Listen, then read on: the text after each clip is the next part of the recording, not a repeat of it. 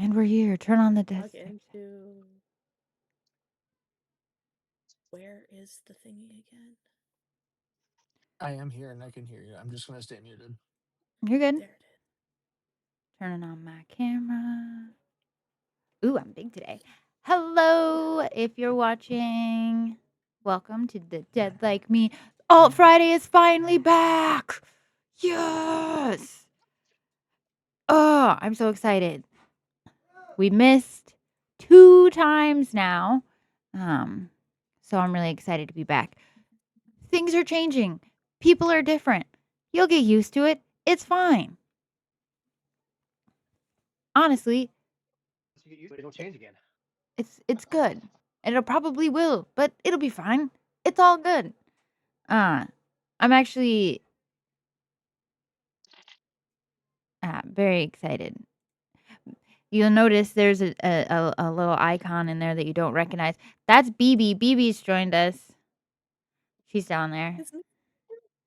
It's a BB. BB's gonna join the table. We also have another player, Moose, who will be joining the table as well. But Moose is gonna be a little late because I had to work today. So,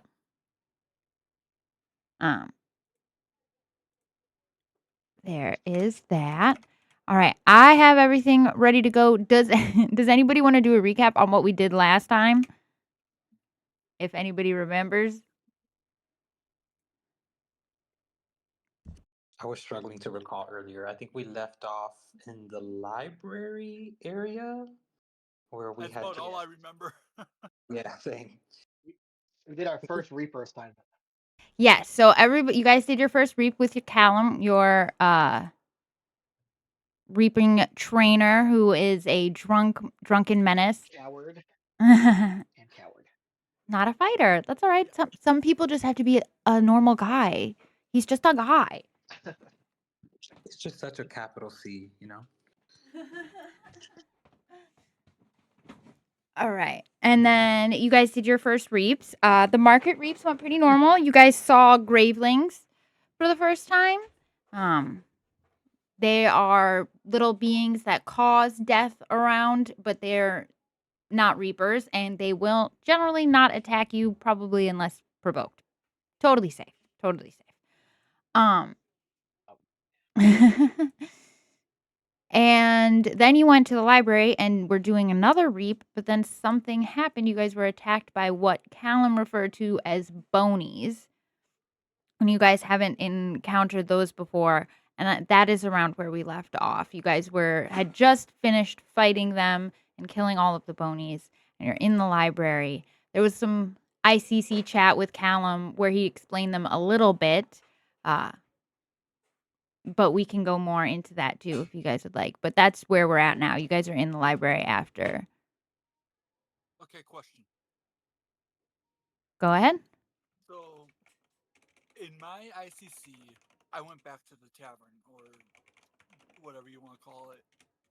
Yes, you did. Do I come back here before the session starts then? Nope. You'll be gone because you dipped. Okay. Okay. I got it. So yeah, so as of right now, it's just Pugna, Rune, and Vittori that are, or Vitero that are in. I don't know what to say. I don't know why I went Twilight there. Vitero that are in the library because Tinker thought about home and then left. He grabbed his ticket Can't and. take him home. Well, it took him to his new home. Yeah, but it didn't take him home. No. At least No, it according to him. didn't. Nope. All right. So yes, Tinker, you are currently, if I remember correctly from the ICC, at the bar of the tavern. Let me go back At and this take a point, look Pugna would have refresh been my gone too. Yeah, you guys just think about it and you could watch them disappear. Callum would just kind of be looking around like, do you guys have any more? Do you guys have anything else here? Or can we like? Yeah, he was at the bar. He was waiting for the tavern keep to remind him where his room was. So I think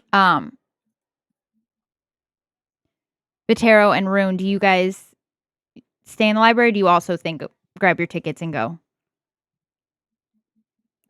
Well, we've, I would, we've I'd look at Callum and I'd just say, "Is this it?"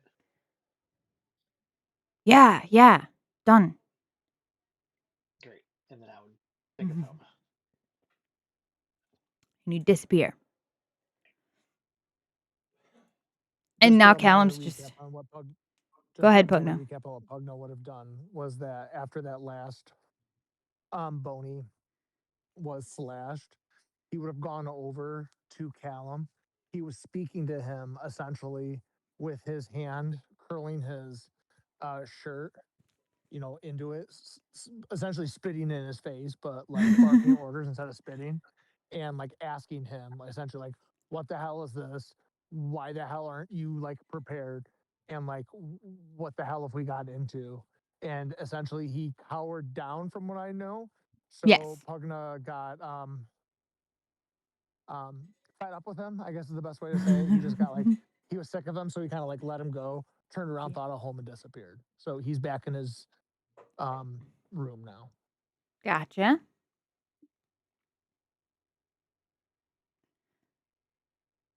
Vatero, you're currently the only one left in the library. Are you gonna also think of home, or do you say anything to Callum? Because it's just you two in the library now, and he just looks exhausted. I think Vitero's gonna look at Callum, stare at him for a little bit, and then say, "I do not like the way that you smell. What's next? Where do I go now?" First, rude. Second, you know that little pocket with the name on it? Just grab that and think about home, and it'll take I do it immediately. you. So now Callum's just standing in the library, and before he goes back, he just like fixes his shirt a little bit, and then he just like tears well up in his eyes. And he just, it's fine. He disappears, and then give me just a second to switch the map over here. All of you go away. If somebody wants, we're just gonna move this over here because I don't want to do all that.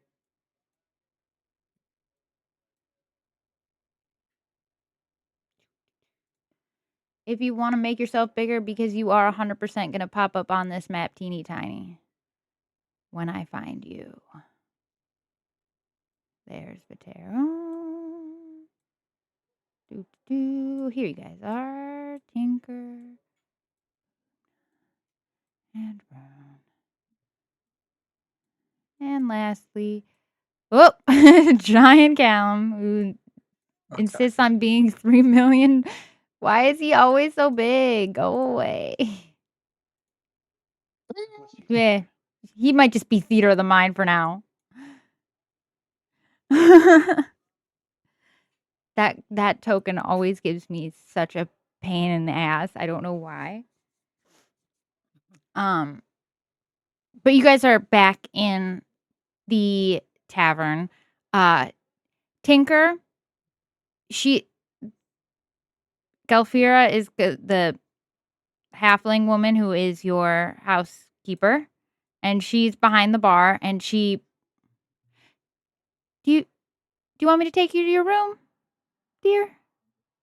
Hey, yes, please. Yeah, just come on. It'll be. Did you hit your head or something as you're walking away? No, I don't. I don't think so. Yeah. We'll have someone take a look. And she just starts like pulling you up towards the room. And so Rune, Vatero, and Pugno, when you guys get back, your Tinker would be going essentially up the stairs with Galfira back to his room. And you guys would just be standing in the living room for a little bit. And then Callum would be there, but I refuse to deal with that token right now. So just theater of the mind him in there. Pugna would have shown up before. Hi, Moose, by the way. Hello, Pugna Moose. would have shown up before Callum. He would have essentially walked past everyone. He would have shown up after Tinker, or yeah, after Tinker. But Mhm. he would walk by everyone, just kind of grunt. And if anybody were to ask him, like, "Hey, well, like, what's going on?" His response would just be like, "Phonies," and then like go to bed and go shut his door, go talk with Moss. You know. um So you're not met with anybody who's in the tavern. You don't see Adelaide. You don't see Galfier because she took them upstairs, and you don't see your bookkeeper, who you see very little of other than when he came down to shove pieces of paper in your hand. So you're not really met with anything, so you immediately can just go up in your room unhindered. Yeah, and you're just hanging out with Moss. Who did you leave Moss in the room when you went to reaping, or did he go with you? Moss does kind of like, I guess we really haven't explained what he had but I would necessarily have like a small little pouch that would just keep him safe, like not under my armor, you know what I mean, but like right here, like Like a baby just so he's not Bjorn. getting hit. Yeah, exactly. Like I'm protecting him as much as I'm protecting my private parts, you know. Gotcha. So Basically, so yeah, I'll have a fanny pack with my little with Moss in it. yeah, so you and Moss, I guess, would just be shooting the shit about the bonies and how you both find Callum to be rather a nuisance. Yeah. I'll turn to Moss and I'll be like, "You hear that guy? Yeah, load of shit, huh? Can't believe we got into this with a drunk. He's the one that's supposed to train us." He went under the table. It's like he didn't even try, man. Moss, you get it, man. You get it. What have we gotten ourselves into, and where are we gonna go from here, man? Honestly, we should find better swords because these guys gonna get us killed. Yeah, he can at least point us in that direction, right? At least he'll at least be a good GP. He'll at least be a good map for us.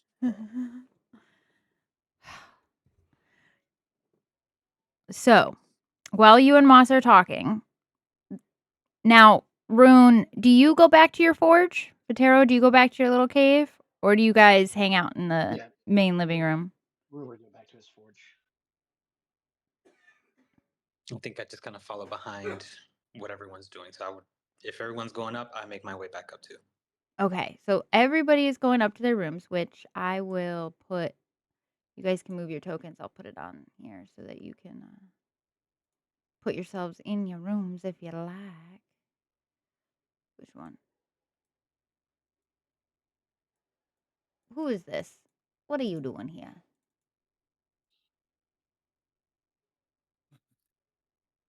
Here it is. This is the one that I want, but I want it to be more over here so it's not in the way. There we go. And then I'll put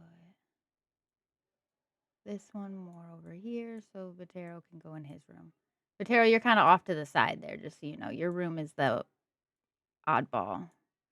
That's not the right one. Where is it at? Looks like me. It's this one. Yes, but now it's on top. Well, they don't overlap too much. So you guys are, everybody's in their rooms. Vatero, yours is the one off to the top left of this side map over here. I'll move you. Boop, you're over here. Oh, other side. Got it. Yes. Yeah, you're technically on a different floor. So everybody's in their rooms. Everybody's hanging out. I would like Rune Tinker and Puna to make perception checks for me.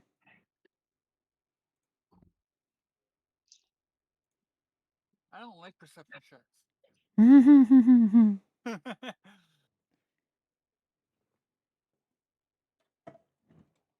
I At least do. it's not an intelligence I, one. I guess the digital dice love me tonight. Natural 20 plus 4, 24. Ooh. Nice. Yeah. Nice. 17 for Rune. 17. The 13. 13, not too bad.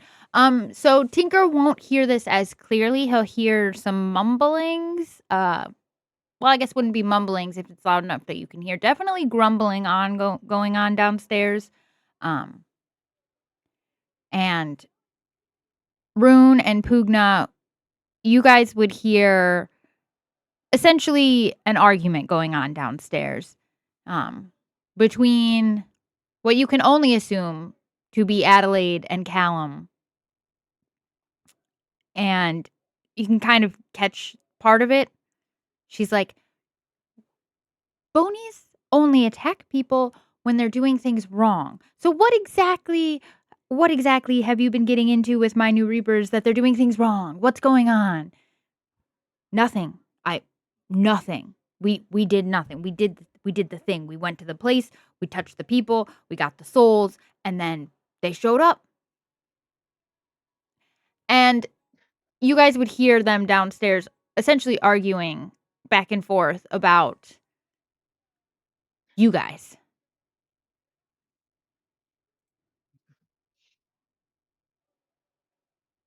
Rune would go downstairs and just demand that explain these bonies to me.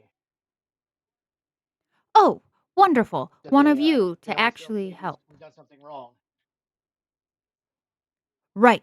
Bonies. They are, well, they're one of the several, your choice, bad things that can happen to us when we do bad things, right? Bonies are like really annoying Reaper police. What were they policing? That's what I'm wondering. What? What this guy told us to do, and I hooked my thumb over it, Callum. Thank you. That's what I've been telling her for the past 20 minutes. We just went and did the thing. Nothing normal. Nothing out of the ordinary. Right. Nothing out of the ordinary except for the Bonies showing up. Did you guys attack any gravelings? Did you hurt any innocent humans? Anyone? This whole thing is out of the ordinary. Oh, really, Rune, it isn't. But can you just go get the rest of the group, please? We gotta talk. I don't think I will, and I'll just go sit down. That's annoyingly childish of you, but it's fine. Callum, please go get the rest of the group. And she sends up, and Callum will go and knock on each one of your doors and be like, she wants you downstairs. You're Lightkeeper. You should go. Pugna would have come downstairs, especially in any mention of his name, he would have heard. Oh, good. You're here too. Wonderful. Hello, Pugna. Where's the rest of them? And she starts yelling, Tinker! Vittori, get down here.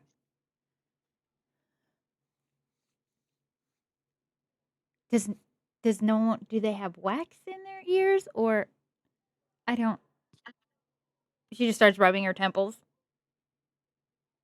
I thought the afterlife was going to be easy. Did you call for us? Oh, fantastic. You can hear. Great. Yes, I did. Table. Now, go.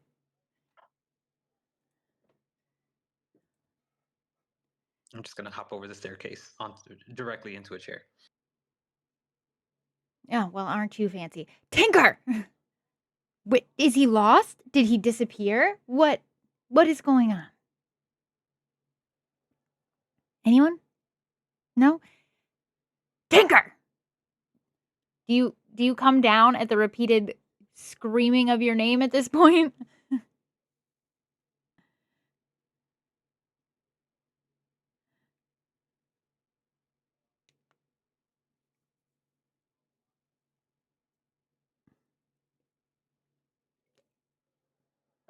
I can't hear you if you're talking. I think he's actually dead. Oh no. Oh. There we go. Sorry, I forgot I had my mic muted while I was eating. Sitting here this whole time asking, "Who are you?" And you just kept going. And it's like, wait, what? Totally forgot I had my mic muted while I was eating. I'm sorry. Who are you? Now muting. She just looks at you deadpan. Is that a joke? It's not funny. No. Who are you? I don't recognize you. My name's Adelaide. You see that table over there? Go sit down. Pick a chair. Any chair. Don't care. Do it.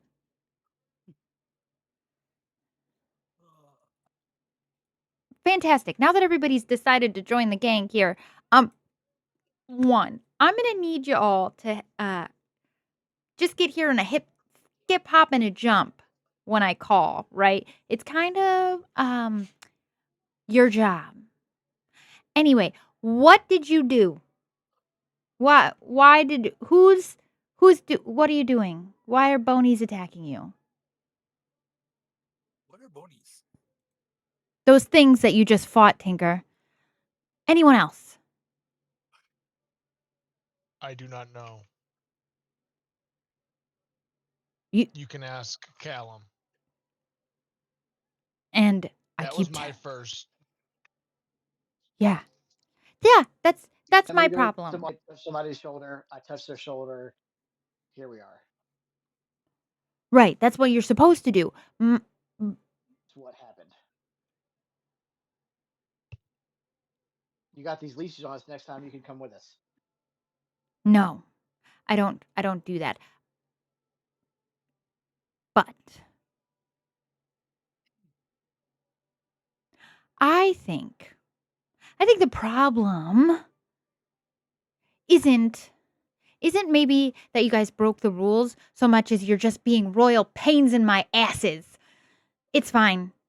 I'm going to take a break. And she just walks off up the stairs. Nobody burn this place down while I'm gone. I need to go. And she just like runs up the stairs mumbling like, I'm going to go find my mirth root. And Galfira comes down the stairs. Oh, don't mind her. She's a little on edge. Bonies. I'll explain them. They're reapers. Well, they were reapers. Yeah, it's one of the bad things that can happen to you if you do bad things. Are they how did they look? Are they real scary? I've only heard about them. Do they look like rawr? Oh. Tough crowd. They were not as They were not as impressive as you think. Huh. That's disappointing. Did they try and eat you or hit you? Like what exactly? I've never actually seen a bony in person. I stay mainly in the confines of the house, but gosh, that does sound fun. But they split quickly under my axe. Oh. Well, that's rather impressive. Notice. Thank you. That one looks like Rune, you look like you kicked a few butts too. Can you answer me a question? I will try. Why is Callum my supposed teacher when he hid under a table? Well, Yeah, we're training cowardice. okay. Well, no, see that look, Callum sometimes people who don't necessarily want to continue on living get stuck in this job. And he's one of them. He was trying to exit the mortal coil, and then he kind of got stuck in between, and he's always been really stuck, if you know what I mean, you know? It's like you guys all died in various acts of violence. His was kind of like self-inflicted violence, and that really doesn't seem to go away in the afterlife. He's a liability to us out Yeah. on the field. All that to say is he's probably a cowardice person. But yeah, You would think he would fight with the lack of will to live. Oh. Yeah, I don't know. I don't know about that. I think he just is a big old scaredy cat. Can he stay a scaredy cat at home? Yeah, can we get some other training? Because this guy is going to get us killed again. Does he need me to train him? Oh, well, maybe. Do you think sword play would be good for somebody with a mental illness? I think maybe, you know, workout. Fight with him.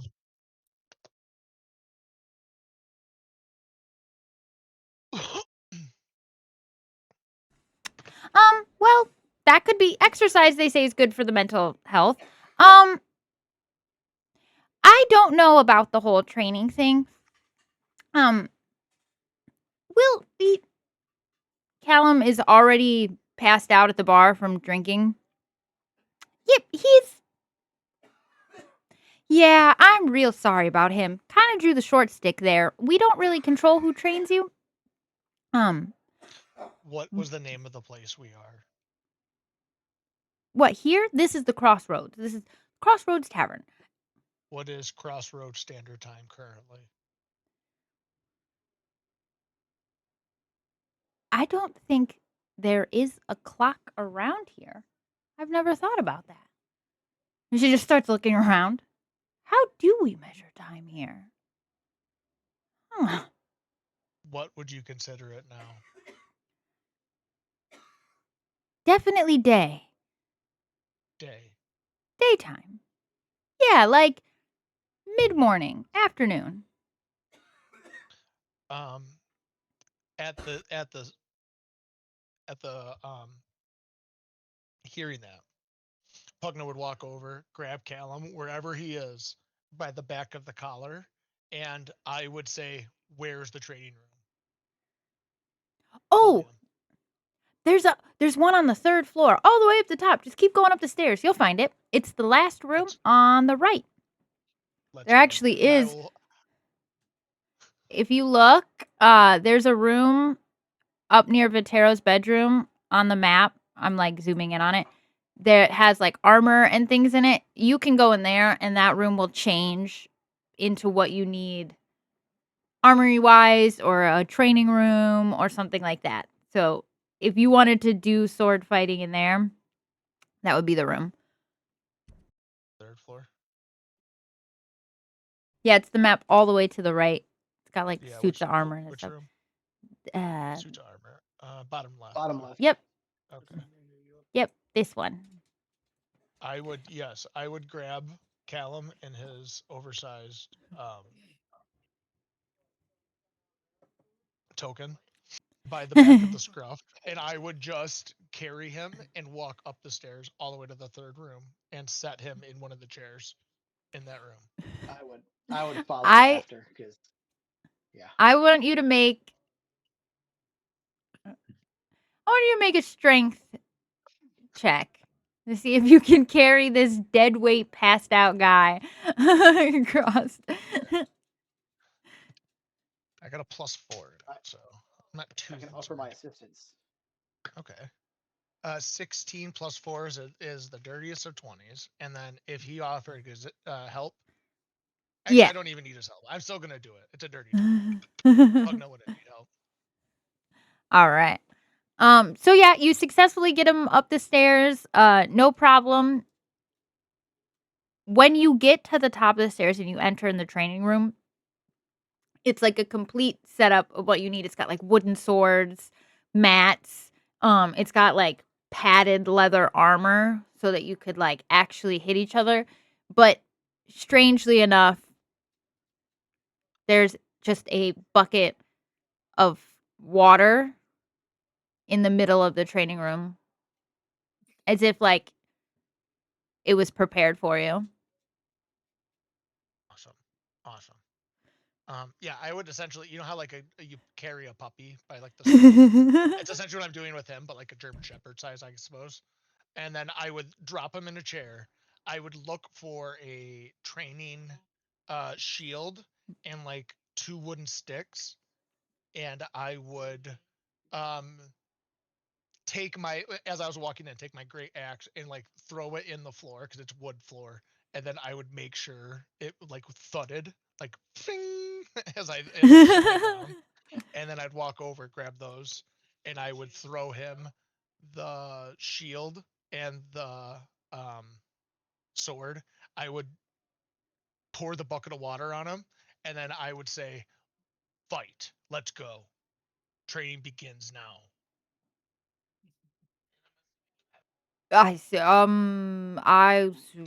Training. What are we training for? Training. It is time to train. You will not go out in the field as a danger to us anymore. I demand you fight now. Fight. I'm gonna smack him with the plastic or with the Ow, wooden man. sword. Let's go. Ow, that hurt. He'll like try to swing. And you guys Rune said he was there. So Rune is also watching what has got to be the most comical free show you've ever seen. Yeah. Of this, he's very drunk still, attempting to fight. But I would do a lot more blocking and have him come after me. But if I saw him like with a wide opening, I would go for like you know what I mean? Like this is where you can get hit. This is where you can get hit. I think like the riling him up where he's like getting more mad that you're hitting him and he's like, stop it.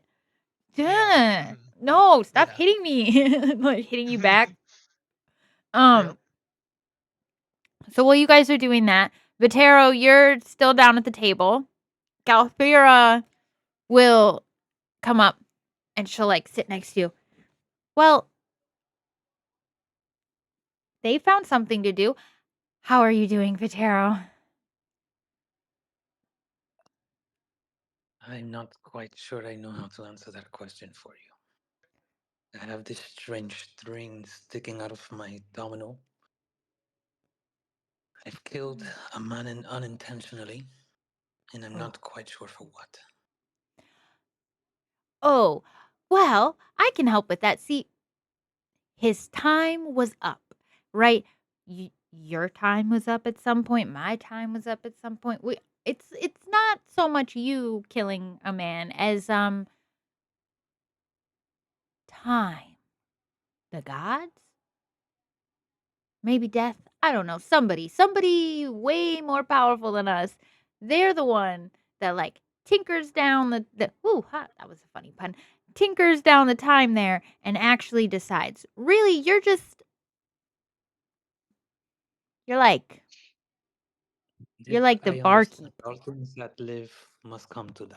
This is the natural way of things. But why am I here? Why am I involved in this? Oh, well, that's far more philosophical than I care to get. I don't really know why any of us are here doing any of the things that we're doing, but I do know that I can make a mighty fine soup. Would you like some?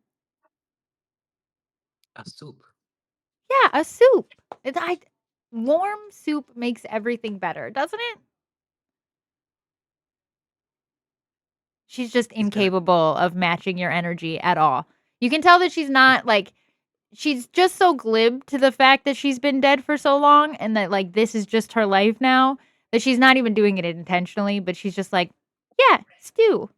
It's great. Dude, Tinker just kind of perked up as he heard what he thought was his name, and realized she was just talking to the virtual, and just went back to just spacing out. I'm sorry, you'll have to forgive me. I will make my way back upstairs. I lived quite the tragic life. And I thought that when my time came, my time would come and I would be done with everything. Yet, I am not, and there's no reason. So, Um, please pardon me. yeah. Ah, I'll get serious for 1 second. A piece of advice that was given to me when I died that helped a lot was one thing they don't tell you about dying is you gotta grieve yourself too. Um, so I sorry for your loss.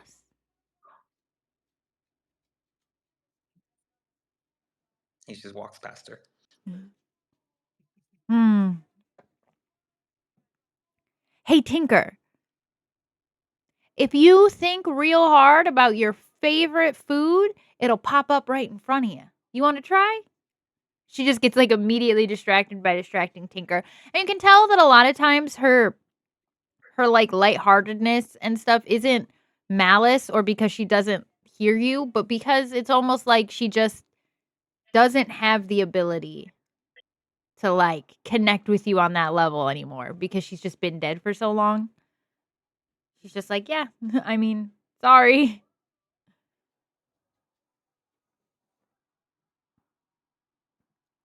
So while Rune and Pugna are training, Vitero is contemplating, and Tinker is mastering the art of creating whatever food he can think of at the dining room table. You spend the day not hearing from Adelaide. She's not around.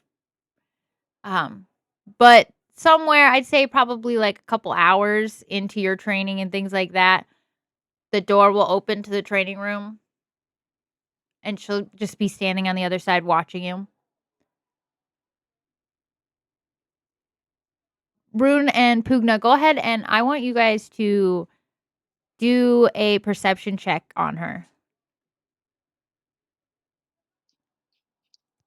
That is a 15. 12. And a what? 15. Okay. So you won't see it as much, Pugna, but Rune, you're probably familiar with people smoking like mirth root and stuff, or like getting a little something to take the edge off. Ish, you could tell she's probably been doing that for a hot minute. This is an interesting choice. Are you having fun hitting him? I resent that. Fun being high. You look, man. You know, you're a very stressful bunch. Okay? I'm doing my best here. We all deserve grace. Look. I'm sorry I lost my temper earlier. I shouldn't have done that. But I don't think it was, I've been thinking on it. And I don't think it was you guys who brought the bonies. And she kind of like peers at Callum. Do you think maybe it was him? He kind of sucks.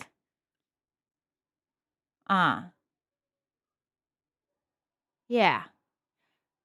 Probably shouldn't You sent a guy have. that sucks. Oh, I didn't send him. I didn't even pick him. I'm not even his light keeper.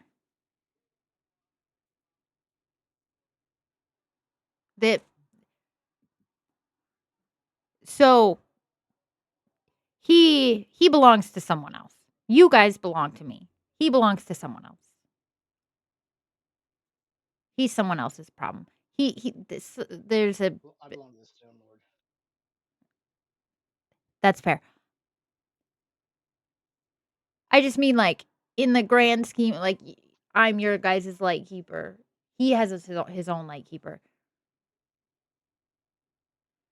But yeah, he's not. He'll go away eventually.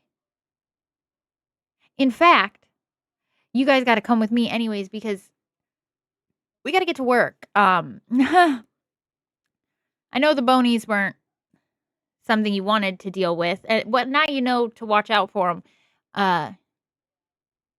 But you still got a job to do. We gotta get back to work. So, Pugna, Rune, you guys, you guys have to come with me. Unless you want to get a few more swings in. Pugna, I think I rather enjoyed watching you smack him around a little. Bam, bam, bam. Yeah, I'd go for like I'd get like some energy. Yeah, I'd go for like a 1, 2, 3, 4, 5, 6, like before he can even think. She just huh. Yeah. And then she spins around and like starts walking down the stairs. Maybe this is salvageable. Come on, boys, let's go. Oh, sorry. Come on, gentlemen, let's go. He would follow. Yep, same.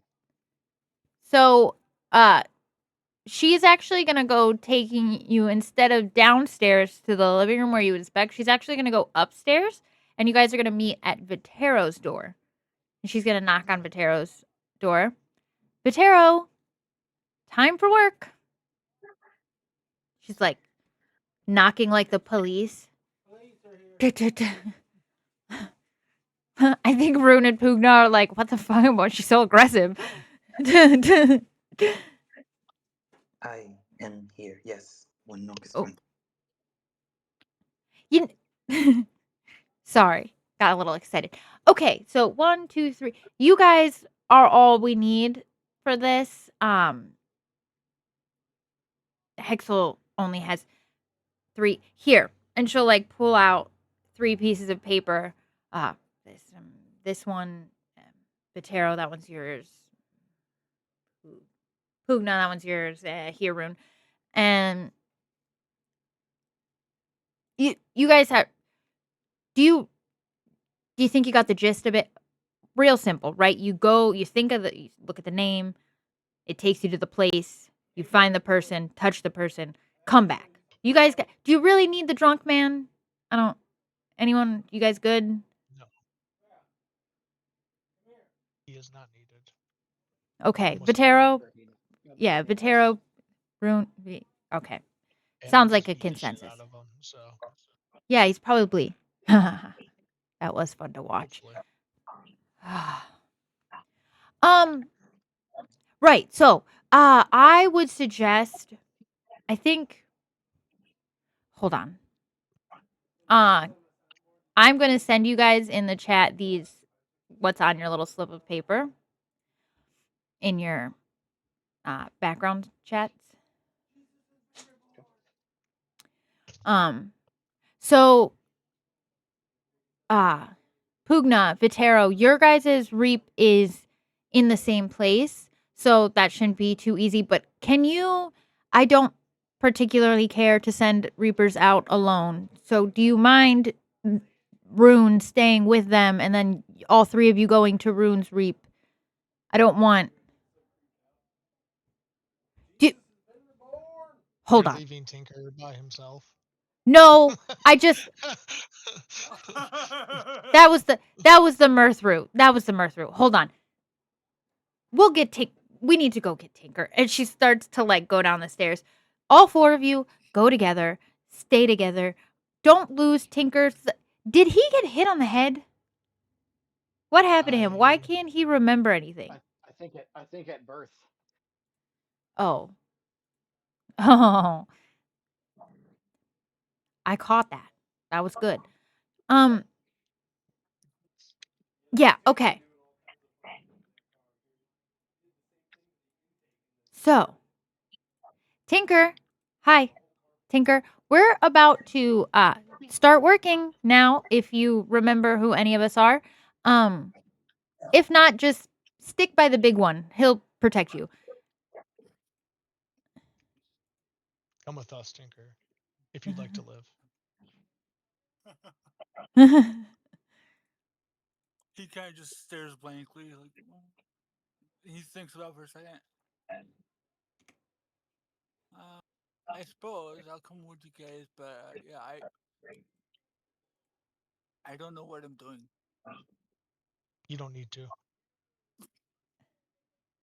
Adelaide You just just need to leans. think 2 thoughts. Adelaide just leans over to Rune and is like,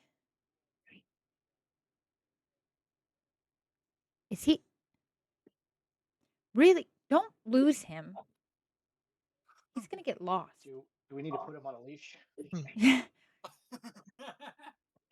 I'm not entirely against the idea.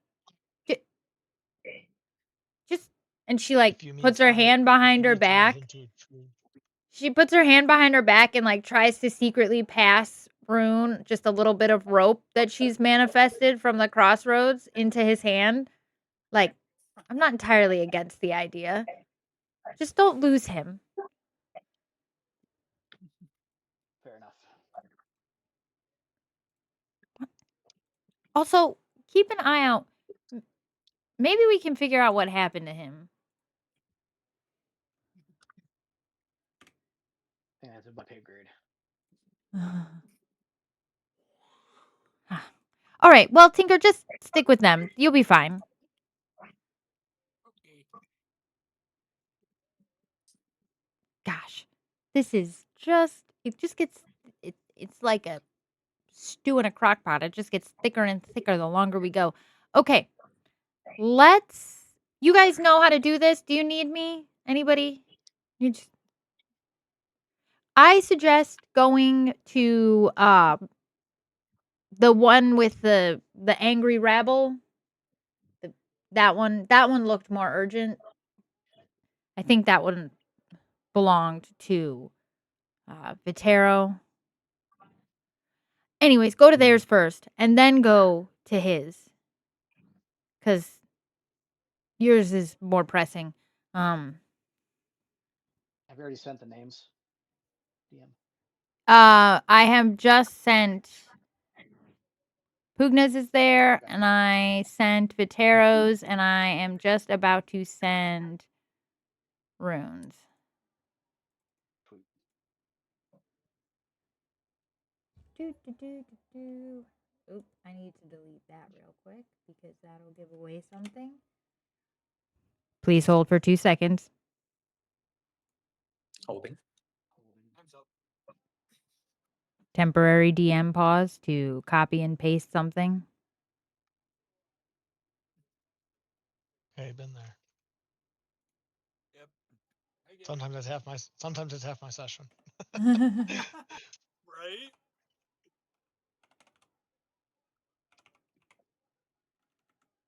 That happens a lot in my sessions, actually.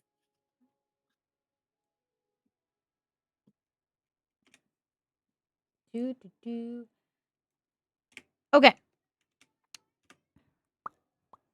So, you guys all now have your slips. She did suggest that you go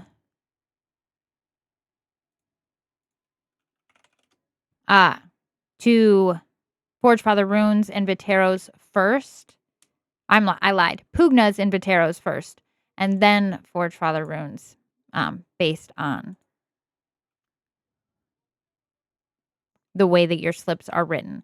So, do you guys follow that advice or do you not follow that advice? Completely up to you.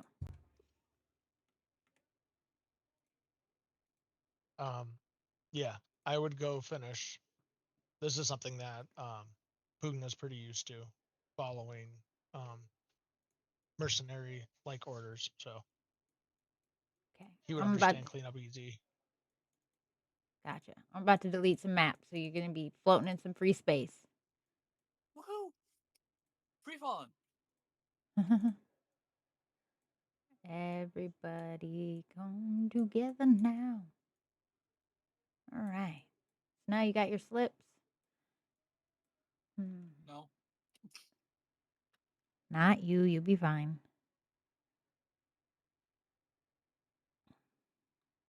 And remind me if this is incorrect, but people don't see us unless we address them, right? Not in like crowded areas and such. No. Okay. Why can't I find? And they forget about us immediately once we've spoken to them. Yes. Yes.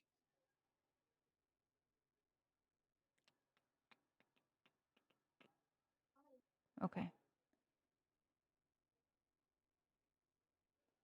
I had a whole different map that I seem to have not put in here. So we're just going to use this one for now. This might actually be that map. I don't remember. It's this one. Yep. Oh, you're all standing on a statue. Whoops. Okay, so you pop up and you're in a very busy kind of town square, marketplace area.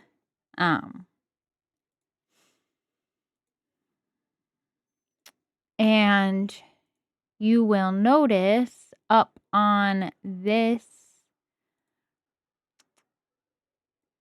speech, like platform area, is a man standing, giving a rather rousing speech. A little bit of a crowd, more than what's pictured here, is building up kind of in front of that area, listening to him.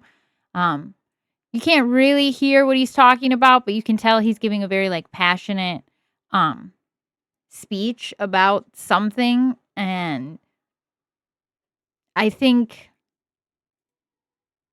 Vatero, looking at your card,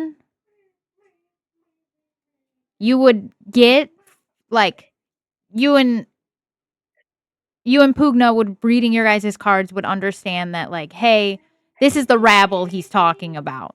Like there's rabble here. This guy's talking, so you know this, and you see a rather annoyed looking kind of nobleman kind of off to the side. Now in the market square. Now you guys are the only ones that have read your slips. So you would know. But I also want you to do something for me here. I want you to make a, let's see. What kind of check would it be?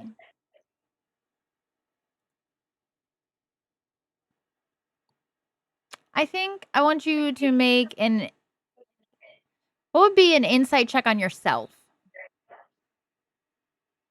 Like I want you to, Insight, probably. yeah, make an insight check. But you're inciting, go ahead. 22. Go ahead. I got a 17. Okay, so you would both notice that like reading your names and just reading that, you get almost a weird sort of pull towards somebody in the crowd. A weird sense that like that's who you're looking for. It's not like a big pointy red arrow above their head, but it is a strong pull or a strong feeling of like, oh, if I'm in a crowd full of people and I'm looking for someone described as the rabble, I can almost immediately tell who that is by just a feeling. Where would I feel that feeling from? So for Pugna, so you are looking for the rabble. So when you are looking at the stage and you're seeing that man up there, you got a 22, right? Yes. So when you're, that's who you feel that pull towards. Like that you Okay. almost know instantly and like instinctively that that's that who at? you're gonna reap. He's up on the stage. Oh, this guy. He's this guy. Yep. He's up on the stage. He's giving like a very passionate speech about like politics or something. And so, but you have like a very instinctual feeling. And Vatero, it's not as strong, but it's very close. I'm gonna, yeah, I'll start heading up towards that way and turn and look for the rest. Okay. So as of right now, that's the only name on your list. So I would, you get the feeling that that's who you need to touch. So now you just kind of got to figure out how you're going to get up there and like do the reaping part. Hmm. Any plans, Okay. Matera? Do we both get the feeling we're after the same person? No. You get the feeling that you're after the gentleman who's like walking around angrily. Walking around. Yeah, I got Yeah, this guy. So you get a feeling towards this guy, and you get a sense, Pugna, towards the guy on the stage. You guys like you have different names on your list, but you just Yeah. almost like that string, but not quite as strong. Got it. Knowing these rules, and that I need to get up to this guy to touch him, but that most of these people won't recognize who I am. Or like know who I am as I'm walking through them. I would just walk and head towards the back of the stairs right here. That would be my number one plan. And as I was walking away, I'd just almost grunt, just follow me.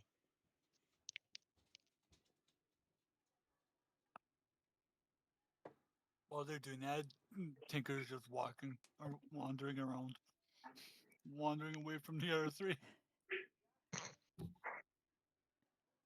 Rune, roll a perception check for me. Or Vitero and Pugna, you can also roll a perception check to see if anybody notices Tinker wandering off. Oh, I would not know and or care, honestly. 17 for I got a 22. Oh, Vitero, out of the corner of your eye, you see Tinker wandering off, but you also, that the closer you get to that man, the stronger the feeling is that you need to go and do that. Like, it needs to happen sooner rather than Okay. later. And then what did you So get, I Joe? would- 17. Okay. Go ahead, Vitero. What were you going to do? No, I was gonna say as I would keep making my way towards him, but I think I would turn around and kind of look towards Rune and glance towards Tinker and kind of give him like a nod, like, "Hey, I don't know where he's going," type thing. Yeah, I think you notice both at the like same time. You guys like lock eyes and then both look over at Tinker kind of at the same time. But Vitero, you keep Well, sorry, walking so yeah, I towards would, your reap, right? Yeah. Okay. I would wander over here. Can I try to as stealthily as a Goliath can loop end of this rope around his belt? Yeah, make a stealth check.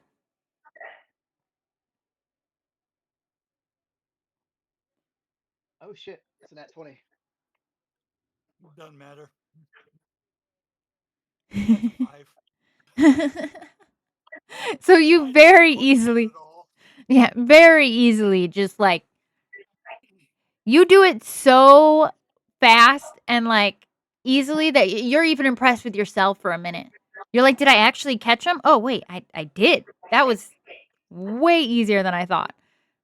And I tie the other end to my belt, so now I have Tinker on a rope.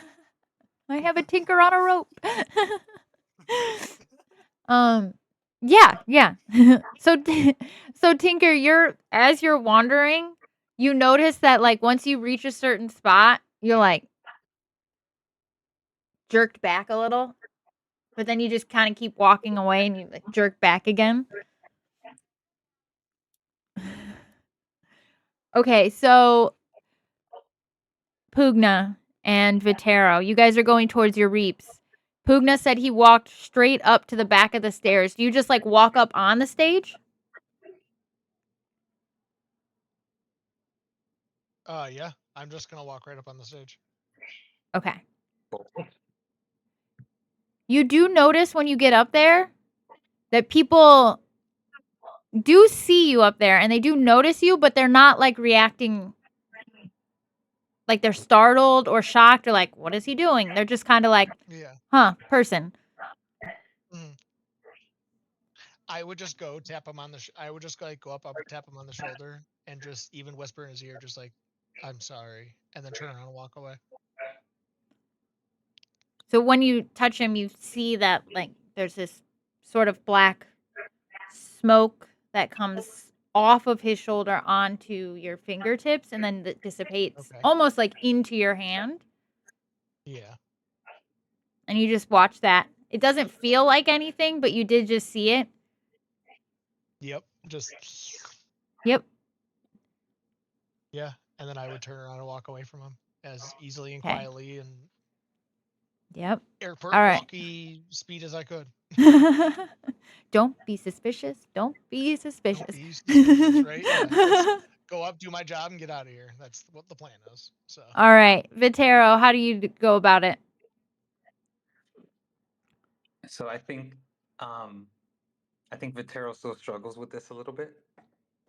So I think I would have extended a hand to touch him and then pull back.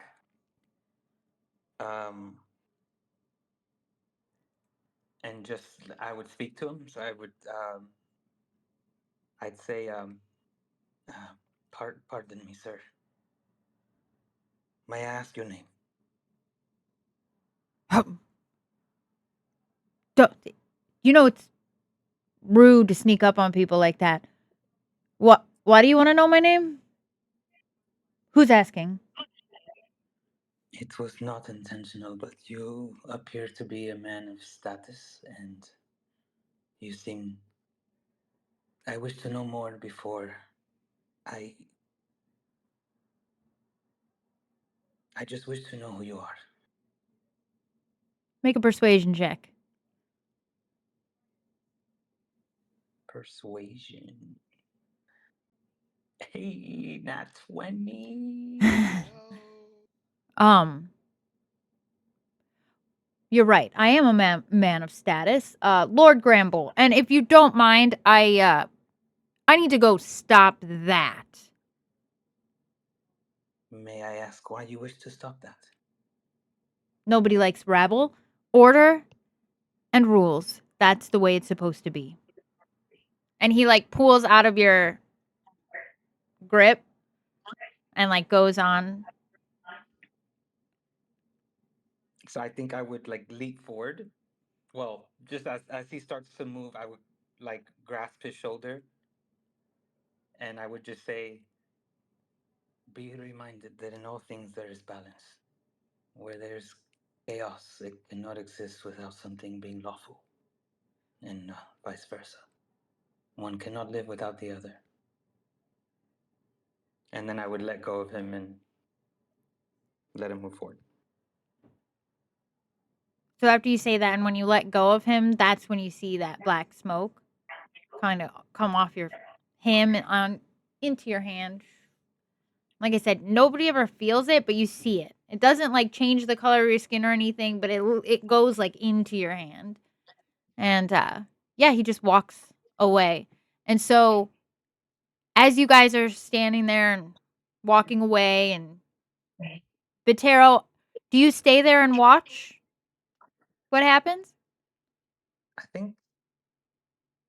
think understanding what he just did, I think Vitero would like pray over his soul and then just let him walk away. Okay. But yeah, I would stand right where I'm at. Okay. So, and then Pugna, what would you watch, or would you just keep walking away, like going back over to them? Would have walked away. Gotcha. Gone over to the other three, wait for our mission to be completed. So Vitero is watching in detail, and Pugna, you wouldn't see it because your back would be to it. But Vitero would see one of those little gravelings that you guys have seen a few times kind of pop up. And as Lord Gramble is walking towards the stage, the graveling Vitero can kind of watch him. He'll start messing with the legs of the stand that they're on and things like that, and kind of shaking it and setting it up. And it's almost like as you're watching him, he can like feel your eyes, and he whips his head around to you and he smiles in like a really creepily way. And then he kicks the leg of the stage one more time and then scurries off into the distance. And so then as Lord Gramble walks up to the stage, he starts yelling at the man, and the man is ignoring him, and he keeps talking, and he's walking across the stage, And you can see the little part where he was messing with the leg start shaking more and more. And then Lord Granville slams his hands down on the stage, and the whole side of it comes crumbling down. And just a crazy turn of events. They get all jumbled up, and somehow they both end up inadvertently dying in the situation, whether it be a snapped neck, a broken back, a landing wrong, just silly ways that a person can die. And then it's just over. The crowd is now scrambling around trying to figure out what happened. And you're just standing there as people are passing around you like you're not even there. And they're just gone. What are the name of the little creatures again? They're called gravelings. Gravelings. If you had to describe what they smell like, what would that be? Sort of like a swamp, like a dead swamp. A Okay. little bit moldy and decaying, a little bit wet. I Not think Vatero Go is ahead. trying to, in that moment, I think Vatero's taking in the scent because in the back of his head, he wants to try to have a sense of when they're around without having to see them. So he's taking Okay. in what that's to be. Okay. Yeah. Yeah, you can do that, especially with your background, I think. So yeah, you could kind of catalog that sort of musky smell that they have. And you'd be able to, I wouldn't say sense where they were, but you'd be able to know if one was around by not using your eyes. Okay. Cool. So now your guys' reap is done. Vatero, you're standing off to the side. You would turn around to see probably a rather comical scene of Tinker attempting to walk away in various directions and Pugna standing with Rune standing with like a 10-foot rope off to the side, just letting him like a dad at Disney. I think Vatero just blinks a lot and it's like, I don't understand anything, and just makes his way to the group.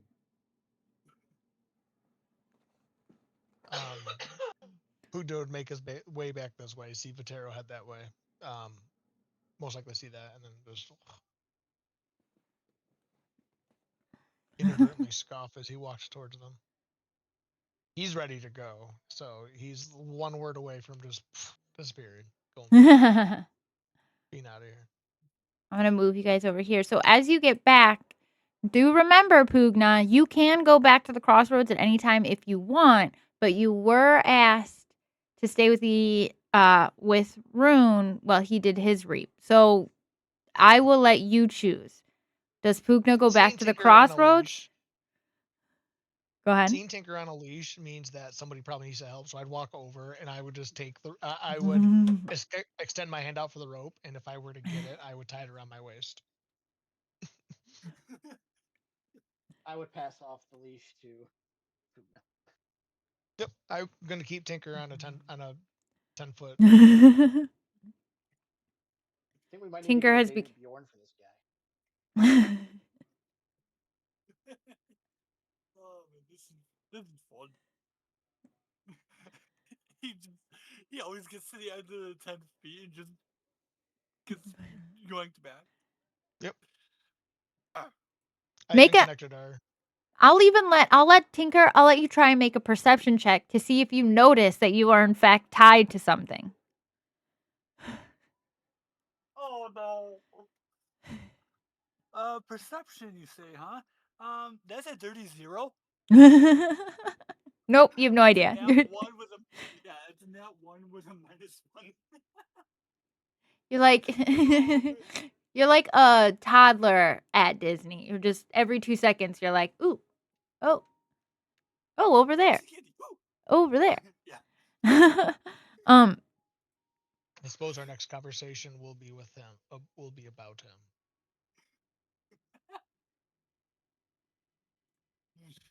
Heaven help that poor man. Could I ask for Tinker's paper and just read it and just try to get him to where we need to go? Oh, you don't? Tinker doesn't have one. Mm-mm. Oh, thank God. No, you I guys. just went along, so I wasn't left alone. Thank God. Oh. You guys had rolled for these before we lost another person. So originally it wasn't just one person without a reap, I promise. I was gonna split you up in pairs and then it kind of got debacled, but it's fine. That's all right. It's working out. This is It- interesting. I promise it wasn't because I forgot Tinker at all. It's just because the plan was a little different. Gotcha. Well, it's probably for the best. So I would ask Reese where to. Rune? Rune. I would look at my sheet and think of that person. So before we get to Rune's name, the name on his list, BB, can you do me a favor? Sure. Can you go ahead and describe your character for us? Oh. And say her name because I don't know how to pronounce it. Arendelle is not terribly tall. She has green armor on, a mace on her hip, and a shield, with her long, straight blonde hair, with 2 braids in the front, and the rest is flowing backwards. There's leaves sticking out of her hair, kind of a diadem on her forehead, and she's got silver green eyes. Now, she has spent her life in dedication to a goddess, right? Yes. Which goddess? Space Cadet Becky for the win. Hold on. It's Melora. The Wild Mother.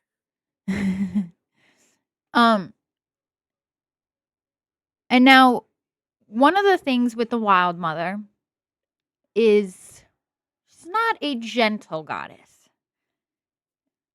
Nature is a bitch. Mhm. As much as it is a welcoming and warm place, it's, as you put it, beautiful, impartial, and unforgiving. Mhm. And so you've spent your life in service of Melora, right? Yes. And you've been how successful? What is Arendelle currently doing right now? She's currently on watch in the forest for her conclave. And is it a normal watch? It seems as though it is. And things aren't always as they seem, though. Mm. What starts as a normal watch? Arendelle's probably done this 1,000 times. Yes. She knows these woods, this space, her watch, like the back of her hand, like the wrinkles on her face, everything. It's like her. She knows this. So when things start to change, I think it wouldn't take her long to notice that. No, it wouldn't. And now when you notice the change, do you immediately gather your conclave, or is Arendelle the type to go explore on her own? Kind of investigate things.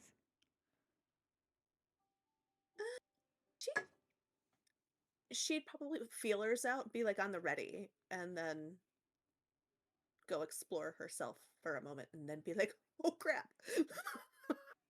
Right. I need help." Because this isn't it's not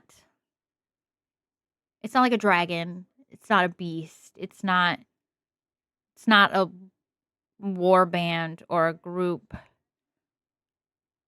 What Arendelle finds herself staring down is quite literally something that should not exist.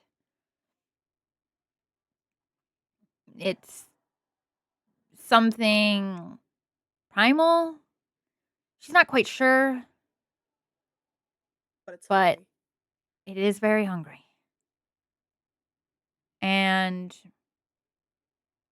almost immediately, the forest, the world that Arendelle knows so well, is completely different.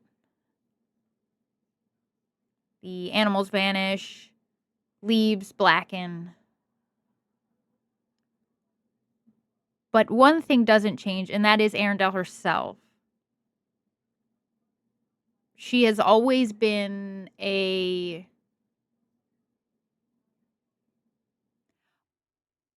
force, a unyielding strength for her group, for her people. So when you see this, Arendelle doesn't run. Not at all. And so She stands you there. and waits and Patiently. watches, and that Oh, turns yeah, watching music. into that turns into guarding. And slowly you can tell this is going to be a fight. Mhm. So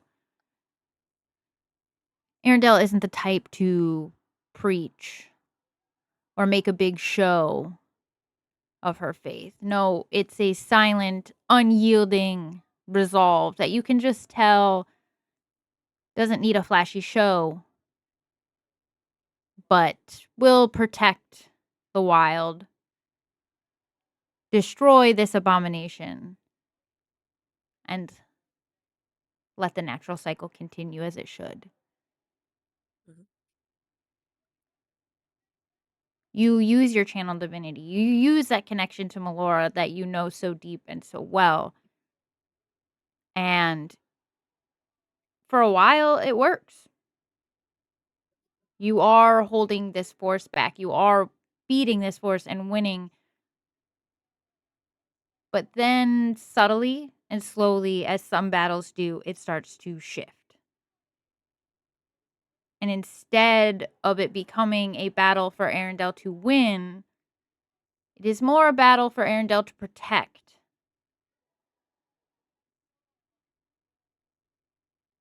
She doesn't run.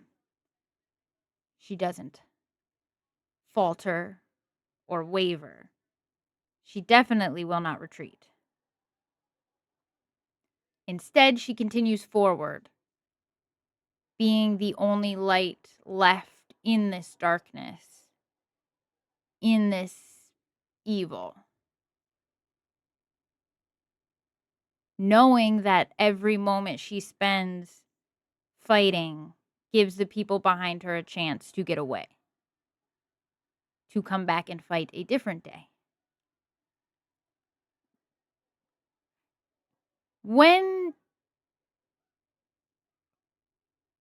What is that moment like for Arendelle when she realizes that, oh, well, I am going to die here?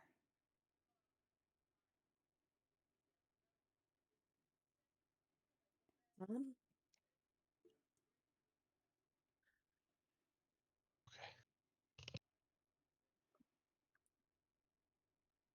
it's probably more a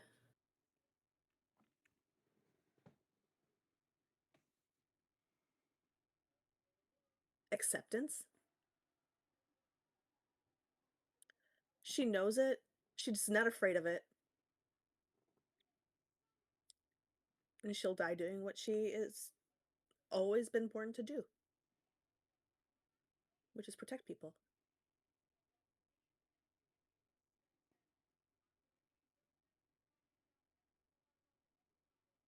And she, like I said, at some point is no longer defending a line, but she is the line, the last line of defense. Last line. And at the height of the battle, at the height of the slaughter, just in a quick moment, it's almost like half a second, in the blink of an eye, you're hit with a force unlike any other that you've experienced. It knocks the wind out of you. You feel bones breaking. You feel the world shifting. And you know that there is not much more you can do. But you don't give up. Because that's not you. Right.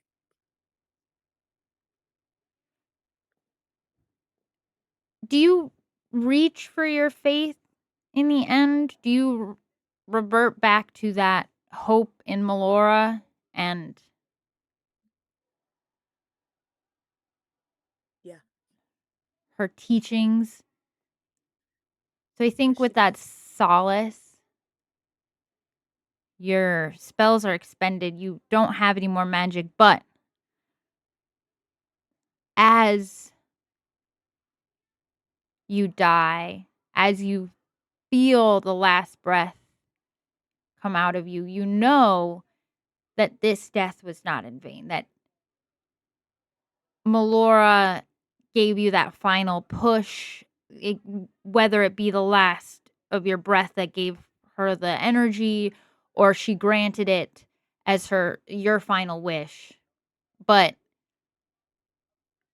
when it is all over,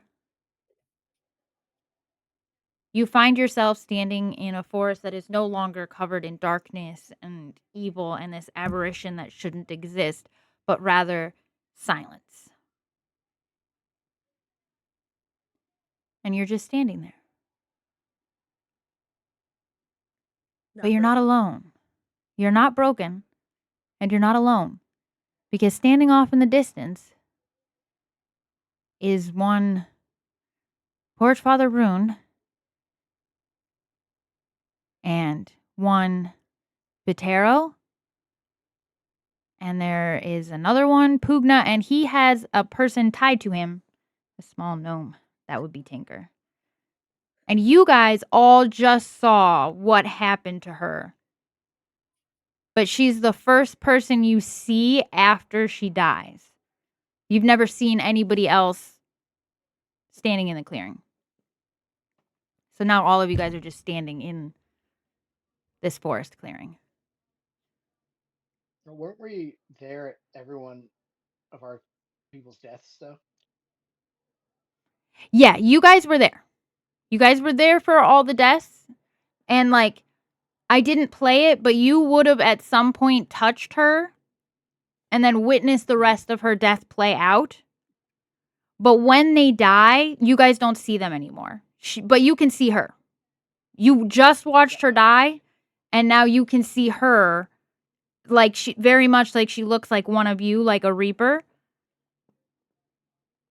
But she's very... A light from her chest. Make a perception check.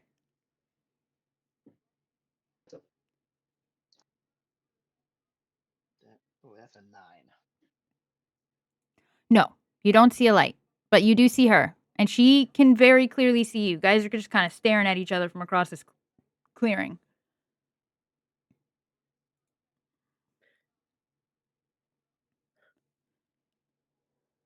What is going on here? I don't know you.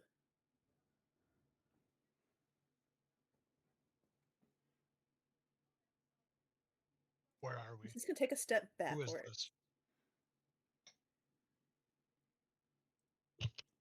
She was on my paper. I didn't expect her to stick around.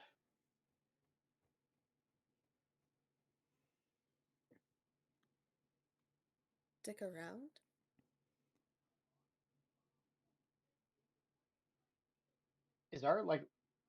Are we here with anyone? It's just us. It's just the four of you and her. because you guys went out on these reaps alone. Now, I will say, Pugna and Vitero, Tinker can if he would like to. You guys can all go ahead and make a perception check. Yeah, I rolled above a 10. 15. I rolled in that one. I got a 13. Oh, look at you go. I can't see, but Moose is here, right?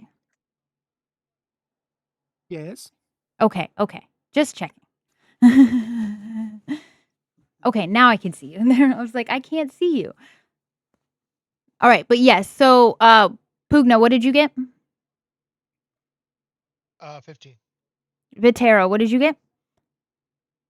Natural one. Vitero don't see nothing. He's overwhelmed by all the Okay. smells of the forest. Because just a minute ago, Vitero, this forest smelled like vastly different because of that aberration that you saw. And now it smells like life again. Love that. Okay. Tinker, what'd you get? 13, you said? 13. Okay. 13, yep. Pugna, you see a silver thread like the one that you have coming out of her chest.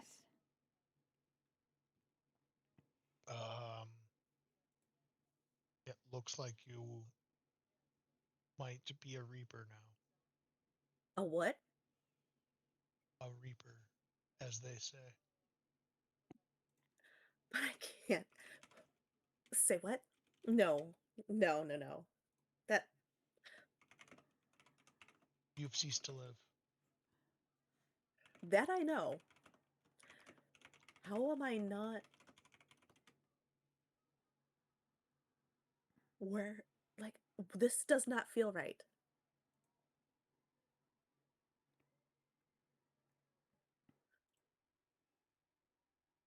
It's not how it feels. It is what it is.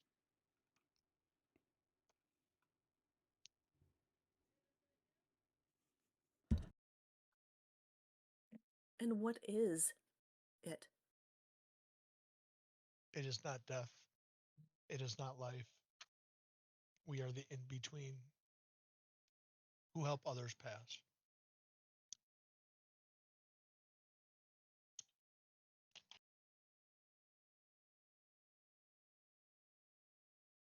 Help others pass, huh?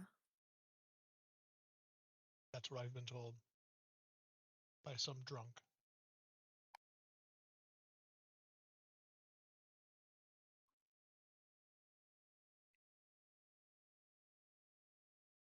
By some drunk. So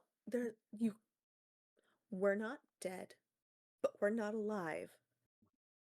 We're We're dead. somewhere in the middle. We help people die. And there's a drunk individual? Welcome to the party.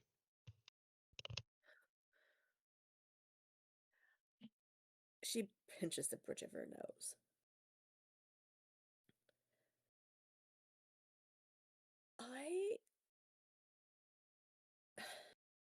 How? This has to be some kind of sick joke. Maybe take her back to the crossroads. There's no way Melora would let this happen.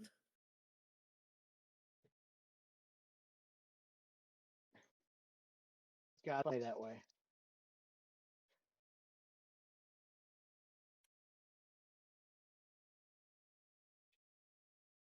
I thought I'd be at the Stonefather side, but here I am. You I too, think we should huh? take you to Adelaide. Who's Adelaide? He's the Lightkeeper. Perchance is a light keeper.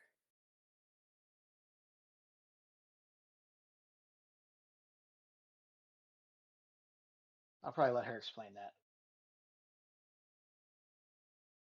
Do I want to know the Lightkeeper? I don't know that you have much of a choice. Hmm.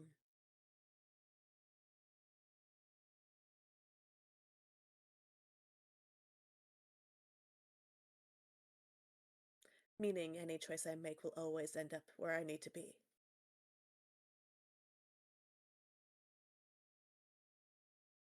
Yeah, we'll go with that. That makes it easier. All right, let's go. I need to understand what's happening to me right now, and I don't like it.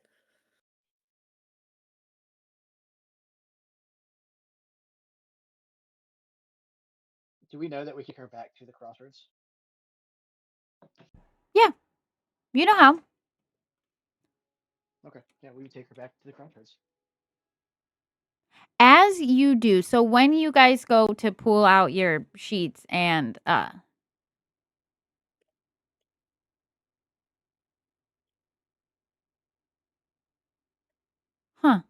Um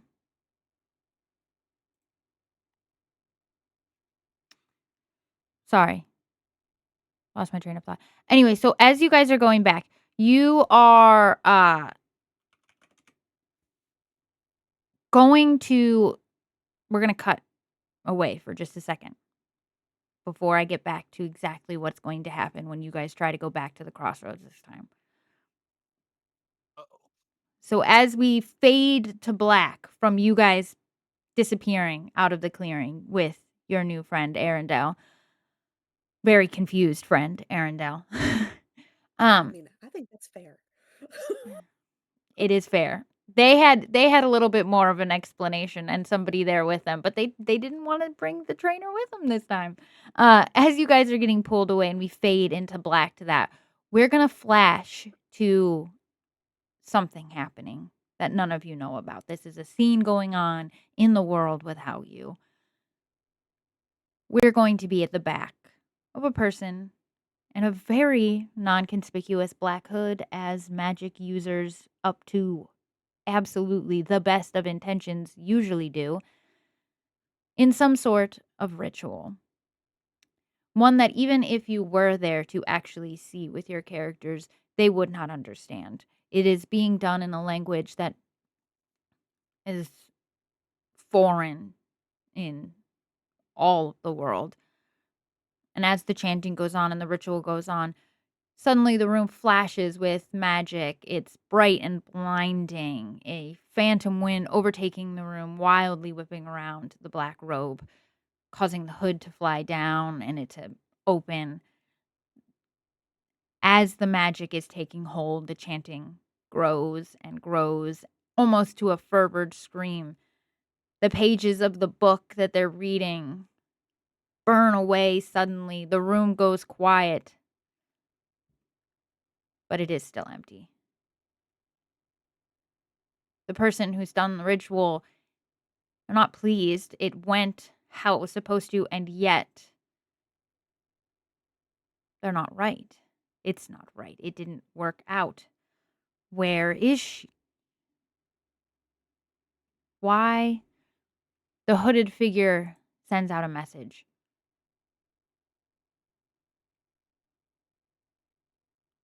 I need you to go out and find her. And then we're going to flash back to our Reapers, who suddenly find that they are no longer in the clearing that they were in when Arendelle died. They're in the forest, but it's not the same forest. And they're standing in a wooded clearing. It's not where you intended to go. You don't see anyone around. You're not sure how you got here. You did everything right. What do you guys do?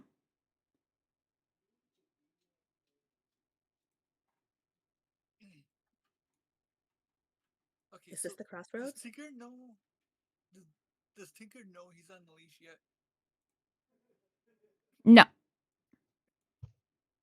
Last we did it, you were still. You can try and roll another perception check if you'd like. It's an 11.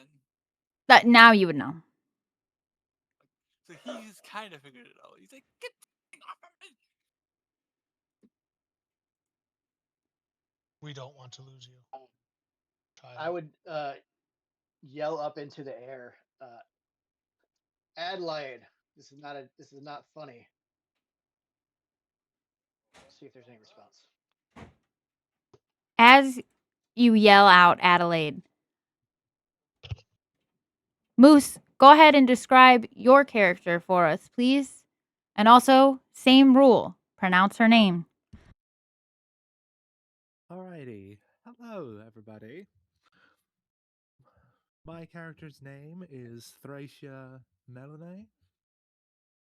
She is is kind of a tall, lanky woman, but she's quite emaciated, one would say. She's skin kind of barely clinging to the bones, but the thing you notice about her first is the fact that her skin is a very deep navy. Also, the two horns coming out of her head. But otherwise, she's just sort of touching a book and sort of peeking around a tree. Who the fuck is Adelaide? Now, before we introduce you to the rest of the group, I'm going to explain. We're going to go back a little bit. The last thing you remember of your living life, because, well, you've been dead for a minute. At least. Well, you remember your life. You remember the library. You remember your work, what you did, all of the different beings you encountered, holy ones, unholy ones. You remember your life. It's sort of hitting you, flashing before your eyes. But you distinctly remember something happening right now. You worked for a very long time,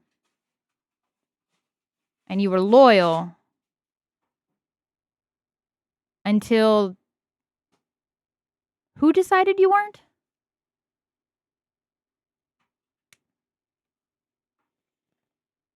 Oh, right.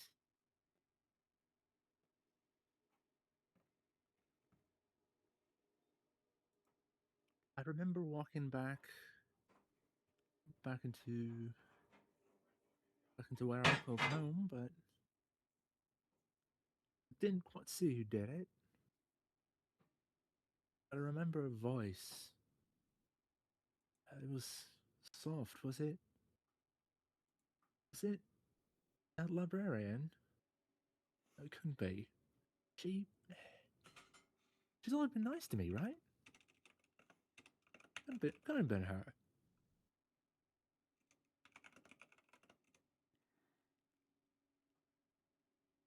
Yet, was it?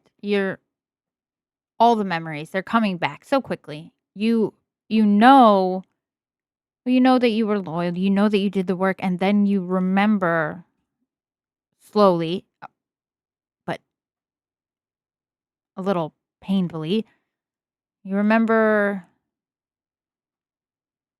the bag. So quick. You were just minding your business, and then all of a sudden a bag over your head, and you were somewhere new. You knew this place. This is not a good place. And go ahead. I was just saying it wasn't. And you almost knew instantly when you got to this place that it was reserved for the worst of your kind, heretics. People had broken the rules, but you didn't break the rules. You had only done what you were asked.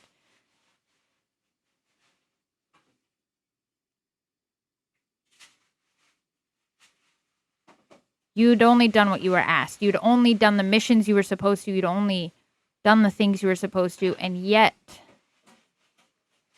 they still treated you like a heretic. They still questioned you. And they hurt you. Well, that wasn't right. That wasn't fair. How does she feel about that as it's hitting her? As those memories of the people that she was once very loyal and faithful to, in the end, believed so little and were so quick to label her a heretic. Like a fresh wound has been opened up again. All she ever wanted to do was be good in their eyes.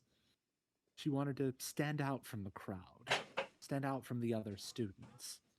She didn't want to be like them, the mindless, that would just. They all did the same thing. She didn't want to be like them. She wanted to be better. She wanted to be better. The fact that she was punished for being better, it just reignites the rage within her, just all again.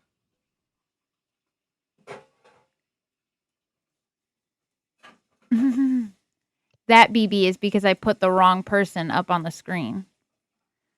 That rage. The unending rage that she feels. It's kind of new. I don't think she was a very necessarily angry person in her life. This is it? There you go. Thank you. This is new. Does she notice the physical change that she's gone under?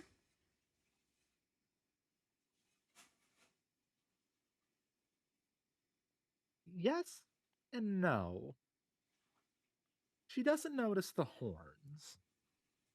I think the first thing she notices is her newfound blackened skin.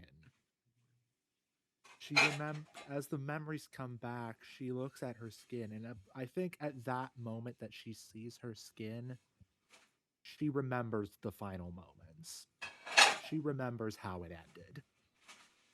And it makes sense. Not the reason for it, but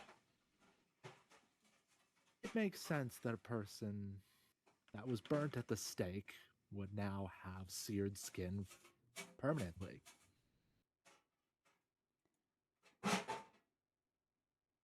Like I said, she's been dead for a while. She's known the afterlife and peace, and well, she did just find herself in the woods, seemingly, with people screaming for a woman named Adelaide.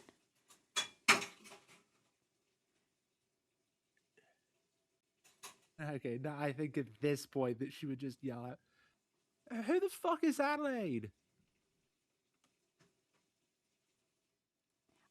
Just so you guys know, Moose is currently Theater of the Mind. We're waiting on a token. But just picture her PC over here. Her, like, over here. The PC is a girl. We're looking for the Lightkeeper. We were supposed to go to the crossroads. I don't know how we ended up here.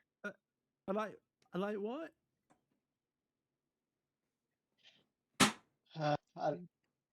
It's a lot. You're looking for a lighthouse or something? Hate to tell you, but we're in the woods. There's not much of a lighthouse around here. Is there a tavern nearby? Listen, fella, I don't really know where I am.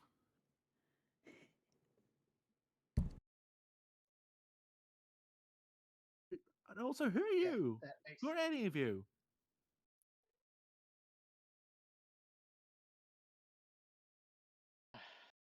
I wave. Okay, we're I dead. appreciate I don't- the kindness, but waving doesn't make you know who you are. Waving's not a name. I'm Arendelle.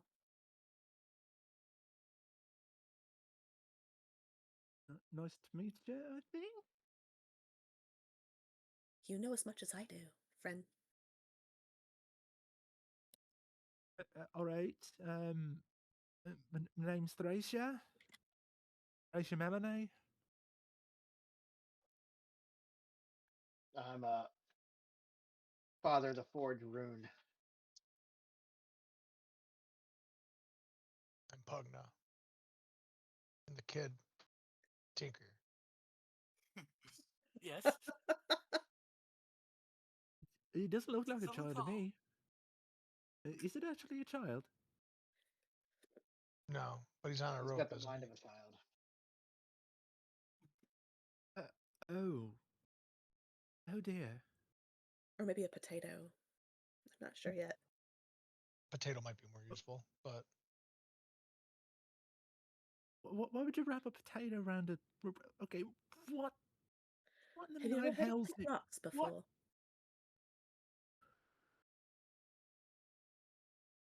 Oh God, be damned! This is a lot.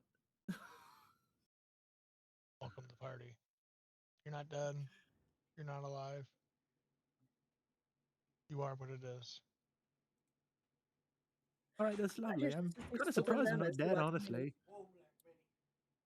Should be, shouldn't you? Yeah, I mean it was quite painful actually. Welcome to the lot. I had my. I'd call him was gonna call him a friend, but the man who taught me everything. He decided to take my life. Oh dear. Yeah. Was it at least quick? The death was. The pain still sits. All right. I mean, I can't really say the same. I was burnt at the stake.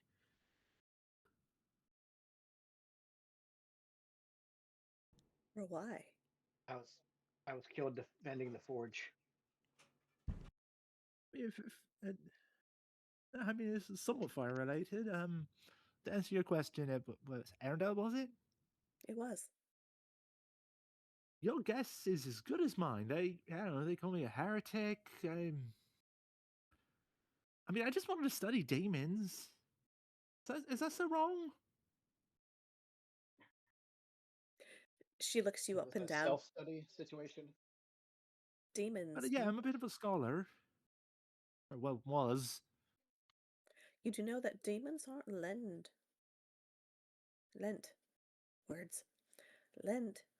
to good things, right? No, but no, there's so little information about them. Somebody had to record it.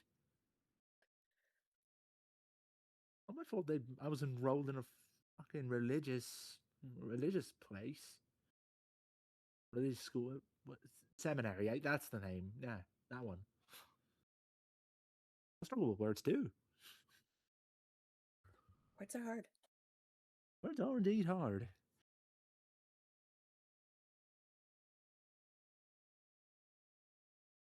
I want Pugna, Tinker, Rune, and Vitero to make a perception check on this seemingly new Reaper. 19. 9. Dirty 20. 12.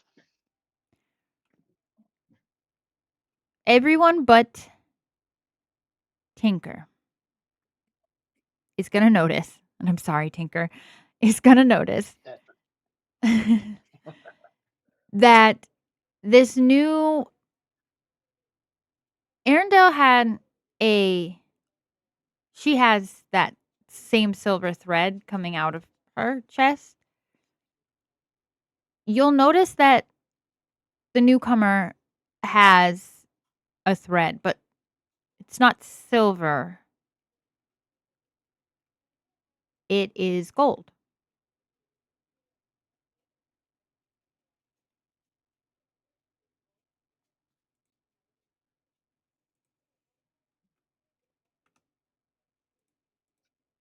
Do any of you Has mention anyone this? discussed with us like any difference N- between thread colors?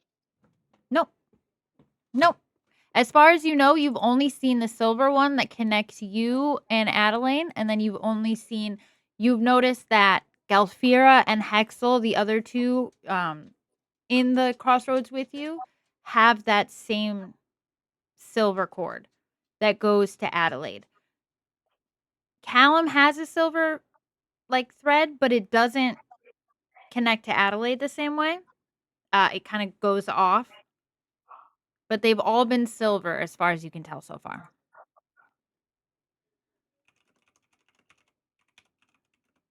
Why are Can you I, all Yeah, just like I pointed staring? out. I'm sorry, what? Sorry, go ahead. What are you all staring at? Can I do like an insight check or I don't know, like history or religion or something like that to kind of figure out like why this is? You can do a religion check. Ooh, 16 on the dice. Plus 0, 16. So you don't know. Looking at her style, the way that she's dressed. Moose, say your character's name for me one more time so that I pronounce it correctly. Thracia. Thracia. Thracia. Thracia. Thracia. Okay, Thracia. So when you're looking at Thracia, her clothes are very old style, like out of date. And that little moment when she said that she should be dead catches you. You get the sense that you don't have the exact explanation, but something is different about her death and her becoming a Reaper than you guys.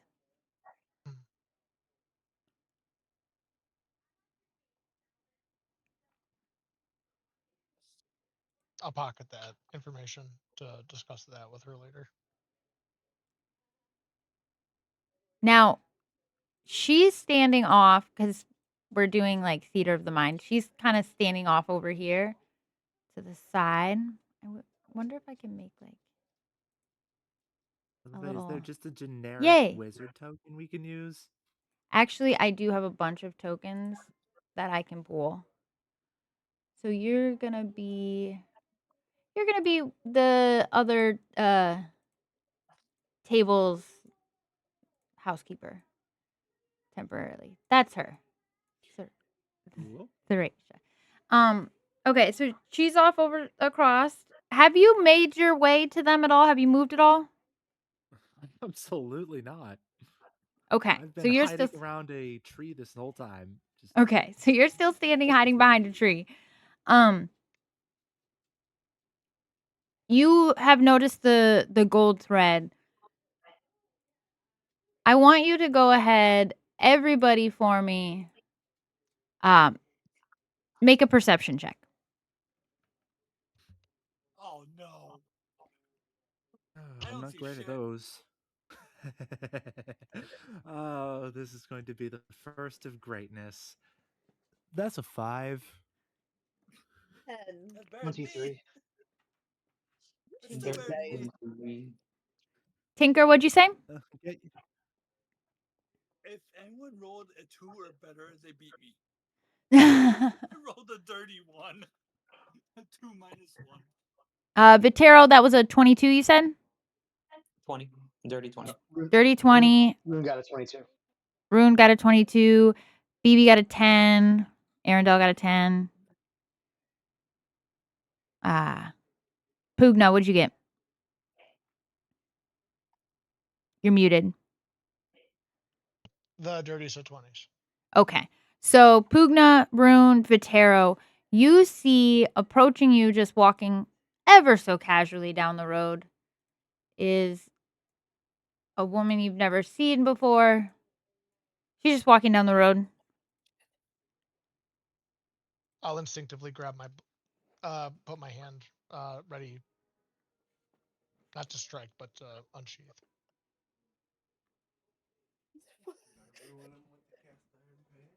She immediately clocks.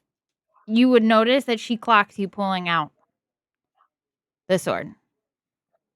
But she doesn't say anything. She just keeps kind of walking towards you guys.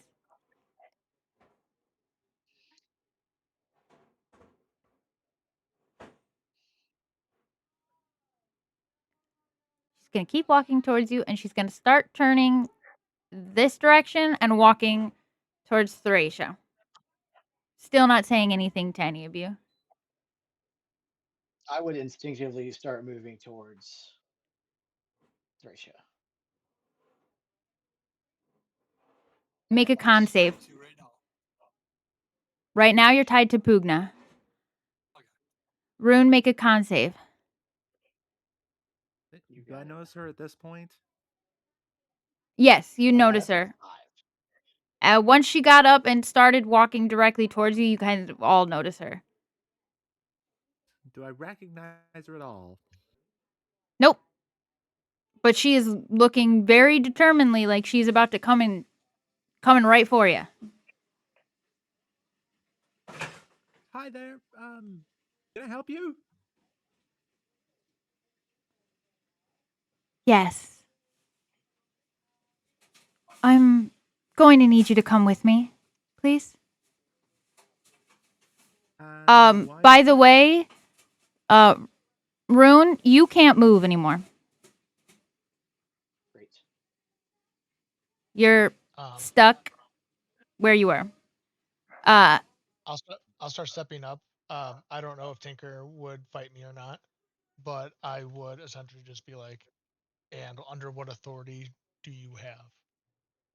I basically just be pulled along with because I've basically given up on trying to get away at this point. You tell me, do you walk around me or do you like try and trip me up with your rope? I would go forward and bring him around because there's this Okay. big bush right here. I kind of figured that'd be funny if you tripped me with your rope, but it's okay. Yeah. Make a con save.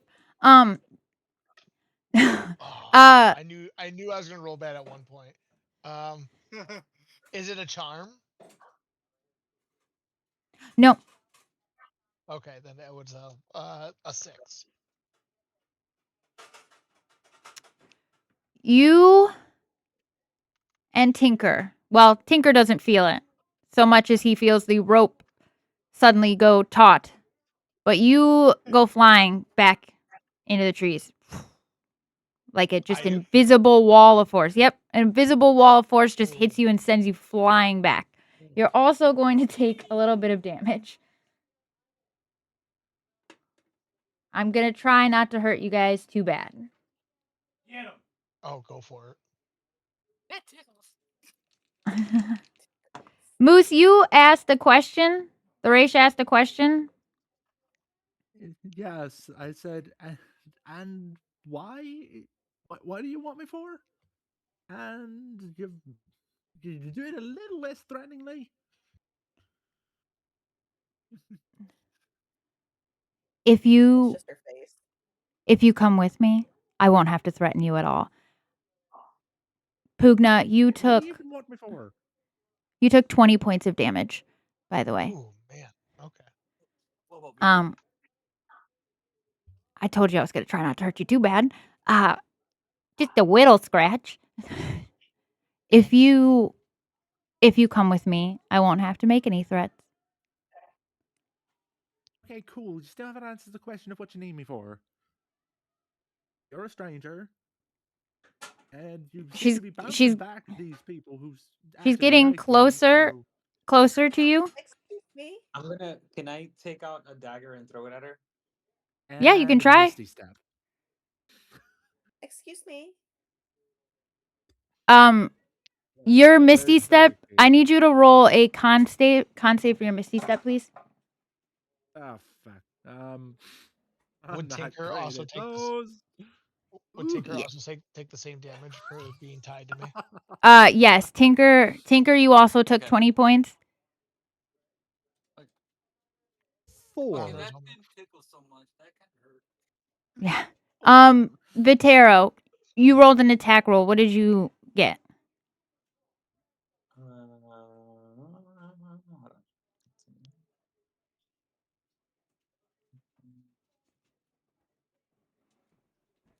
Oh, of course I rolled low, a 9. Nope, it goes flying past her. She kind of just like moves her head slightly out of the way. Theracia, what did you roll on your con save? That's a 4.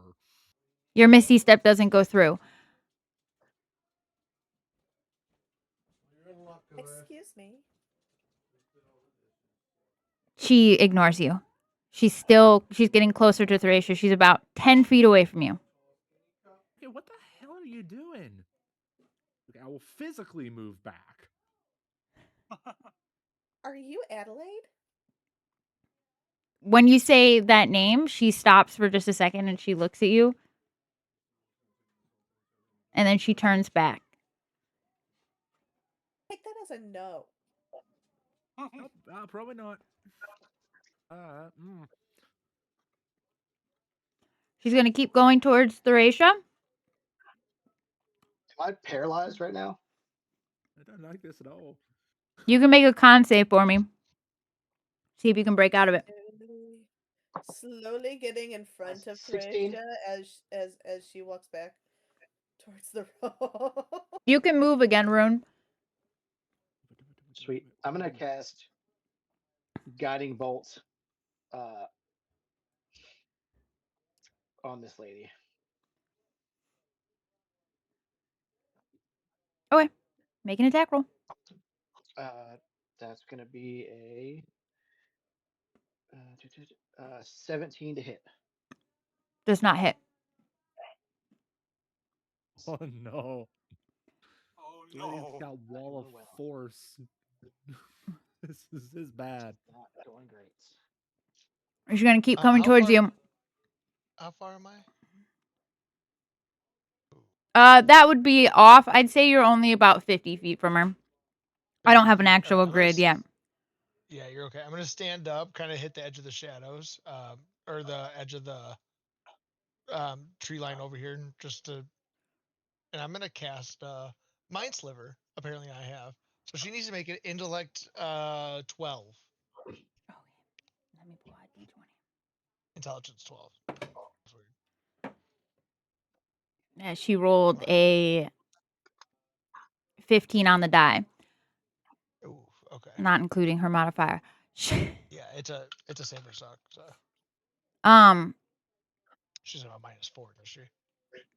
No, she does not. Sorry. Definitely not. She looks at you, Arendelle, and she is not looking at your face. For some reason, she's very focused on your chest. That's inappropriate.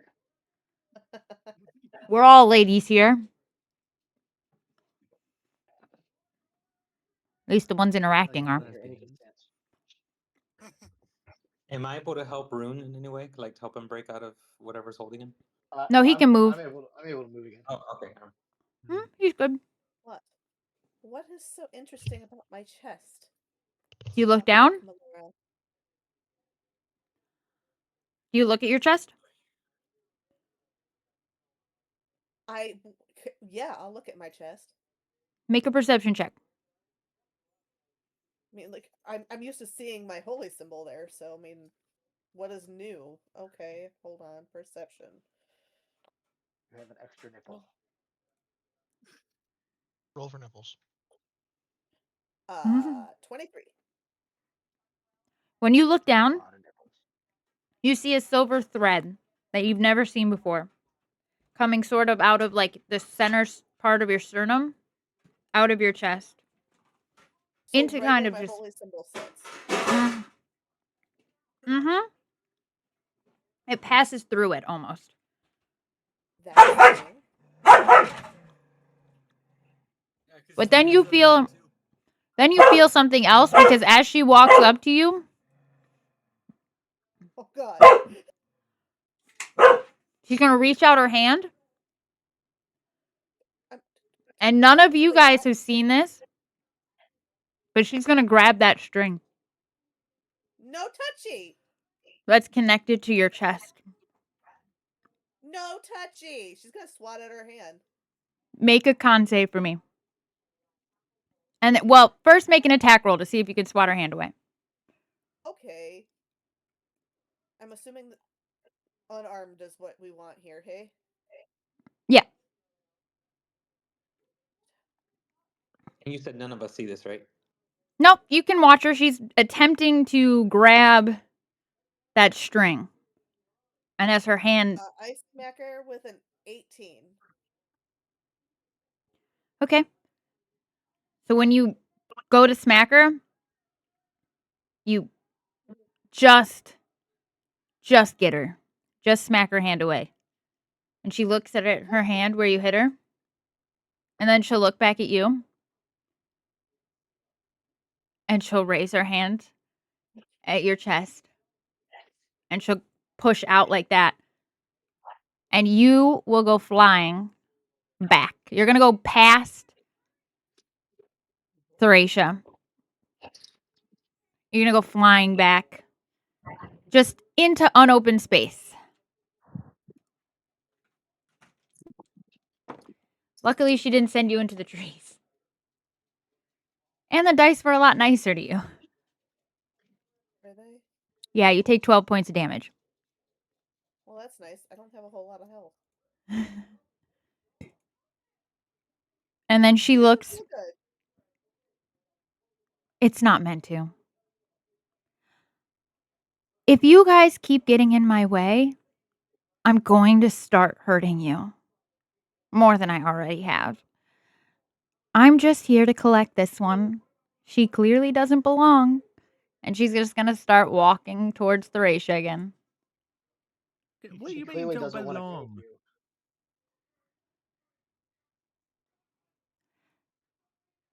Is she- You don't belong. Okay, you've said that before. Can you give me a little more information? Why bother? I just need you to come with me. I don't need you to be You gotta do a compliant. little better than that. Are we able to like try to, or am I able to try to like tug on my thread to see if Adeline will like respond or pull through? Yeah, sure. Go ahead. Okay, I'm gonna try that. Okay, so I want you to make for me.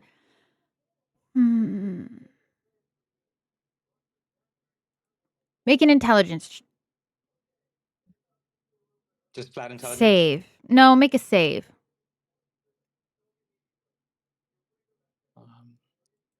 Okay. Intelligence is not my strong suit. Yeah, I got an 8. So you're at Do I clock? what? Go ahead. Do I clock what Vitero's doing?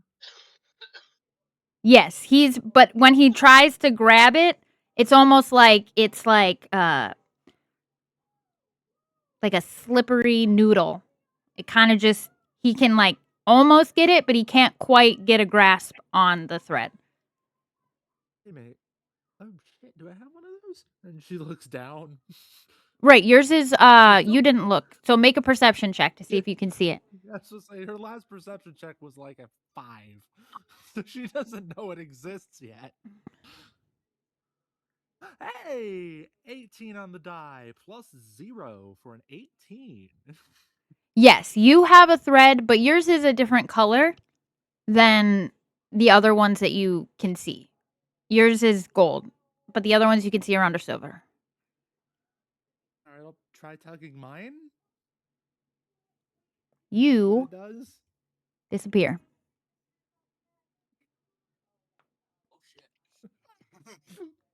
And when you disappear, she stops in the clearing. And she turns to look. I think she's going to go for Vatero because he's the closest. I'm going to need you to take me to your home base. And she's going to start walking towards you. Can I do an insight on her? I want to gauge. I guess what I'm trying to gauge is if like she was a little aggressive, but I'm trying to see if she's hostile. Yeah, sure. She's not really. She's just trying to get us out the way. So I'm just trying to see if she just. Anyway, hold on. Let me see. So insight. Ooh, 22.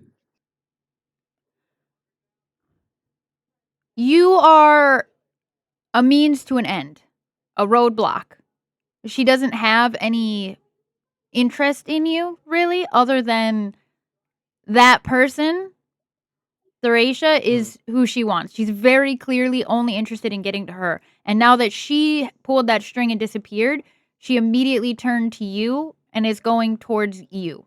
So what you can assume is she's going towards that string to attempt to get to wherever Theracia went. Okay. I want to, although I don't know to do much for her or for this, but I want to cast darkness.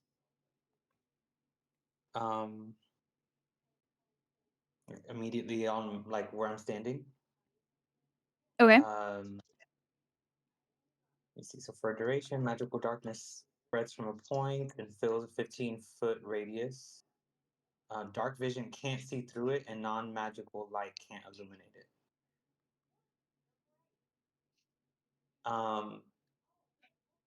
So I cast it here. How big is it? It's 15. 15. He'll make me a circle. Yeah, 15 radius.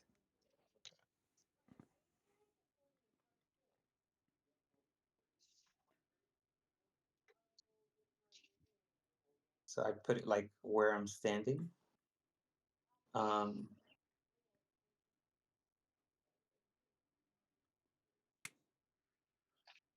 Is that the right size? Is that good?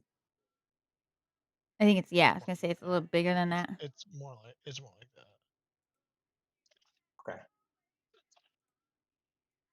And then I suppose I want to.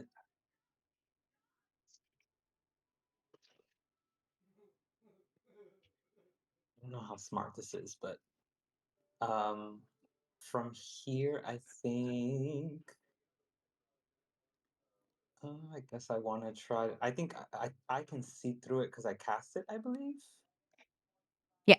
That's not okay. So then, At least if I would wanna- remember the spell correctly, I believe if you cast it, you can see through it. But I might have to double check that. I believe that's correct. I might have to fact check myself, but I'm pretty sure you can. So then I would want to like come over this way and attempt to. Oh no, that's not a smart move. I think I'll just try to attack her with an unarmed. Make an attack roll. 25 to hit. Okay, you hit her. Roll damage. All right. 10. Okay. She quite literally laughs at you. And then she looks down at your chest. She is going to attempt to grab that thread coming out of your chest. What's your AC? 18. Would she be able to see it in the darkness? Ooh, it's Oh, she is. I'll roll at a disadvantage because she's just making a blind guess. She knows where you hit her, and she knows where the string would be at in your body. Because you did hit her. Right, because he did hit me.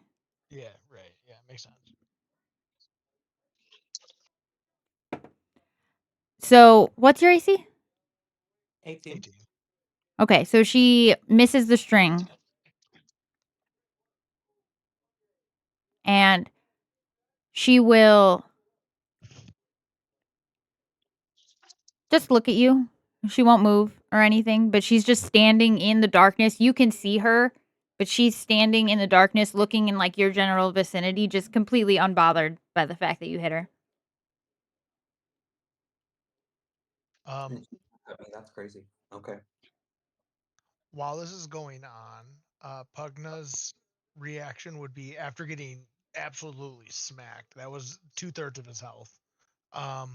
He's going to essentially drag Tinker over to Arendelle. I'm gonna grab onto her, and then I'm gonna say the word home and get all three of us home as quick as I can. That would be my next plan. Okay. Make an intelligence save for me. Intelligence save. Yeah. Baby, 17 on the dice.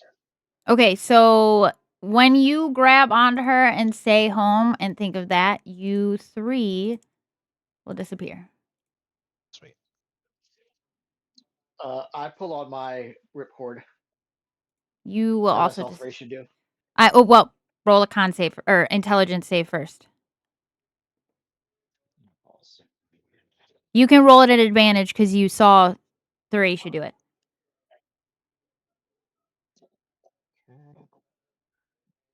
Ooh, hydrate. 17. Ooh, hydrate.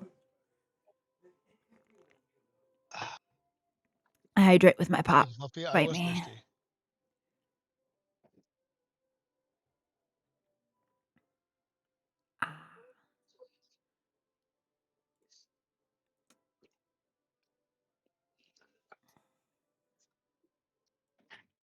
What, Frankie? All right, sorry. Sound adjustment. Oh, when I get 5,000, when I get 5,000 points, I can kill Calum. Hell yeah. I'm Points? sorry, Joe. What did you get? I'm sorry, Rune. 17. Okay, you disappear. You're good. All right. That leaves Vitero. And she didn't notice the rest of them. Right now she's solely focused on the one right in front of her that she assumes is right in front of her. That just hit her.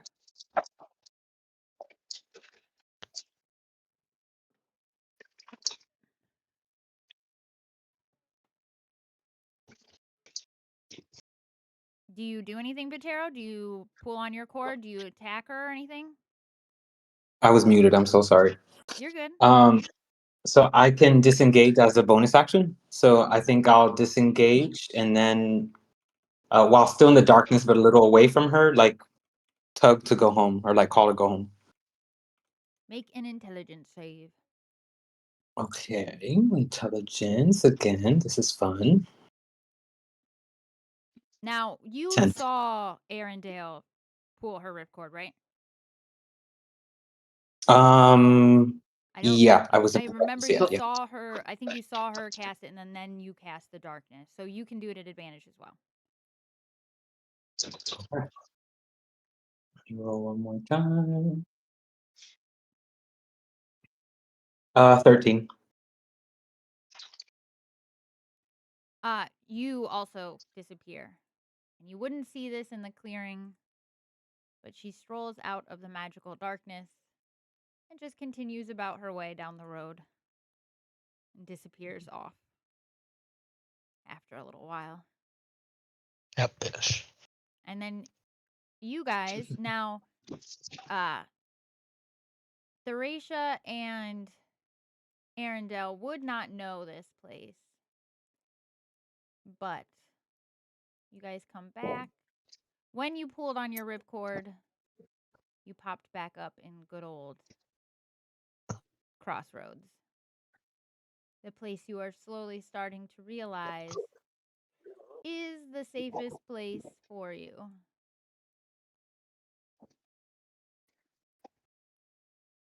Even if I hate the comfort. Even if you hate the comfort. And Tinker just panics. I'll put Raya in here as a placeholder for you. As I Tinker is had been the still one to tied to Yep. Pugna, by the way? As I was the one that pulled Arendelle or to get Arendelle here, I would, as we fade in, I would essentially be like, "Welcome home now." Great, more new This locations. is All right, definitely great. not as green as I'm used to. Is there going to be Tinker another immediately lady who wants to drag me around? Anyone? Yep. Tinker tries to He'll bolt be here for in a the bar second. and just can't.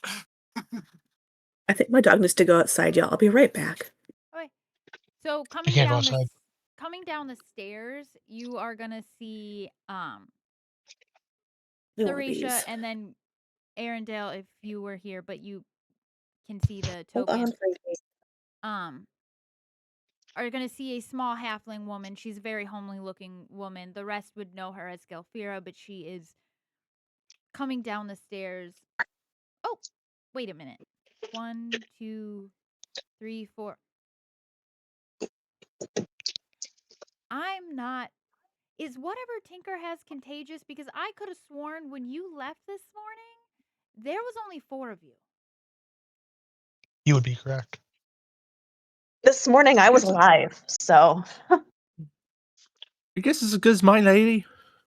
Are you going to hunt me down now? They'll burn your ass. Hunt you down? Who's hunt? Okay, hold on. And she just takes off back up the stairs. And now the rest of you, Pugna, Rune, maybe not Tinker, but Vitero, would all know that she's most likely attempting to get. Did I forget to put Pugna on here? I'm there. I'm Oh, behind okay. Tinker. No, he's under Tinker. Oh, I see. Yeah. You would know that she's most likely going to grab Adelaide, who comes down the stairs with her. Like, what do you mean there are 6 of them? There were just the 4 boys. 1.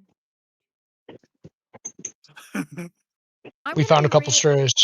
I'm gonna be real honest with you guys. You guys are the most diabolically insane group of Reapers I've ever had to deal with. What do you mean you picked up strays? Well, these two didn't I reefed die. her. She stayed. These 2. She was on my list. I reefed her. She didn't. She stayed. What the hell are these lists? what do you mean I was on a list? You'll I figure am it being out. hunted. You'll have to do it too. You were being hunted. You're not now being hunted. Wait a minute. You'll have to. Hold.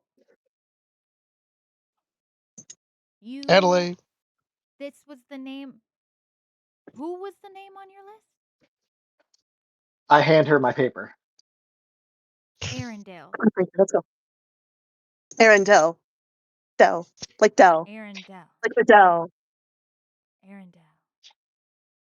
Okay, let's go.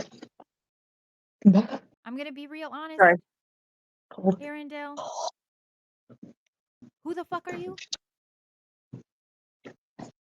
I am a cleric of Melora. I was protecting my enclave and I died. I think. Well, yeah, you're certainly You dead. definitely died. And she'll So I've look been down informed. at that silver thread, and you'll see that silver thread that you noticed earlier coming out of the center of your sternum is going from you to her. She looks down at it. You She looks back Adelaide? at you. Yes. How did you know my name? They mentioned you? Oh. I am growing on them. Tinker. Yes. I'm Adelaide. Tinker Go ahead. looks at Pugna. Can you fucking let me go now? Why? Oh. I'll untie myself, but I'll still let the string follow him.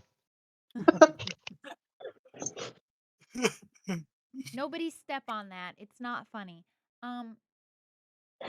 It's hilarious. I don't know what you're talking about. Yes, I'm Adelaide. I'm so happy. I'm really proud of you guys for introducing me. Thank you. Yes, I'm Adelaide. I'm the lightkeeper of this place, and I'm gonna be real honest with you. I have no idea who the hell you are or what you're doing here. Who is that? and she points to Thracia. Who are you? Hello there, I'm Thracia Maloon. What the fuck is this? Excuse me. You're not allowed to have questions. We're the ones with questions. You're the one with answers. You're the one asking questions. You got another Me? drunk guy up there that I've been smacking with a stick for the past couple hours. Yeah, you. Okay. All right. This is not you. Ever since you look, I'm gonna be real straight with you, Pugna. Ever since you guys showed up, nothing has been how it's supposed to be. This isn't how any of this is supposed to work. I don't know how the regular work it is supposed to be. Well, you were doing the regular work just fine. You didn't bring home the 2 guys you reaped. It's my second reap. What did that one mean by someone hunting me?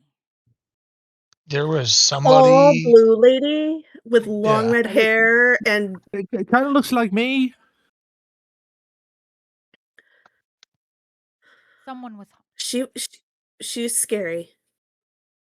Some muscle kept- some muscle mommy type variety. Oh. Yeah, she kept grabbing at her strings. It was real fucking weird. Wait, So why is grabbing mine yellow? Ours, yeah.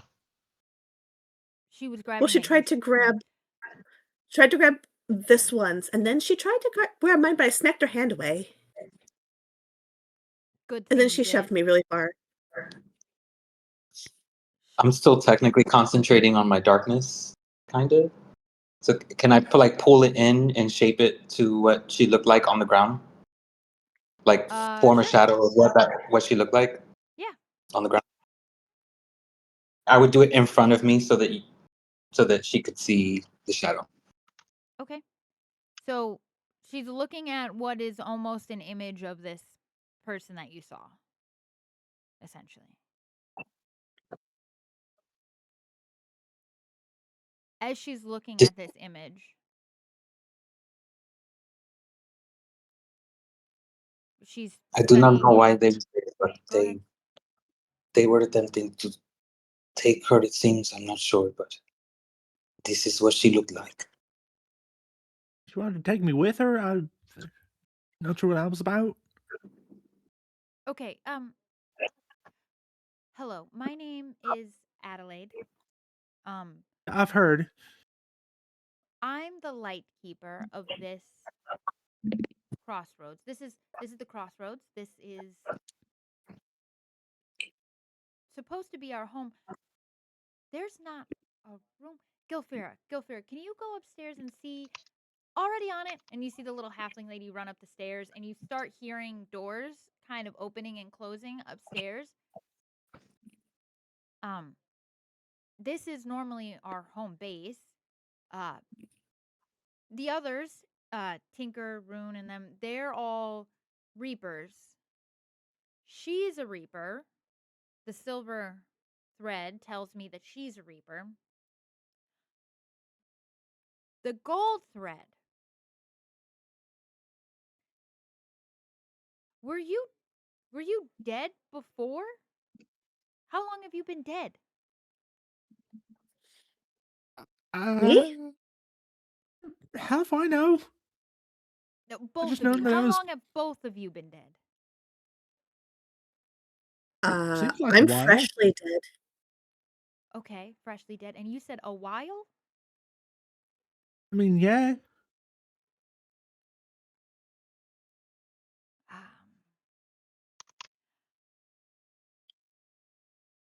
And somebody was trying to get can I try something? I'm gonna try and touch that string right there. For I'm gonna fuck's try sake, why does everybody want to grab on my fucking chest? well, at least I'm asking for consent. That one didn't sound like she Okay, did. fair. Fair. It'll help. Can I just Fuck it, sure. and I'm you so see tired. she reaches that around that thread, and when she locks her hand around it, make a con save. Oh, For jeez. me, oh boy. Oh shit. 9? So when when her hand wraps around it and touches that, when you feel that, you feel you can't really explain it, but you feel like she's not gonna hurt you. That much you do know.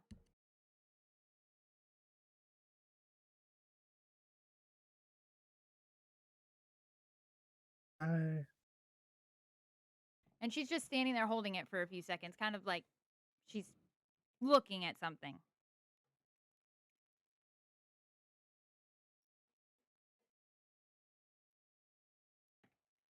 Um, she's just kind of looking at it. And slowly, as her hand, the longer her hand is on it, you watch it go from now. Before, when you saw it, it was kind of just going off into liminal space. It starts to slowly hook around and connect to her chest. And so now, unlike before, you were connected. Your thread is still silver or gold, not silver like the rest. But out of her chest now comes 6 different threads. This will at least keep you grounded here so that you can come back here.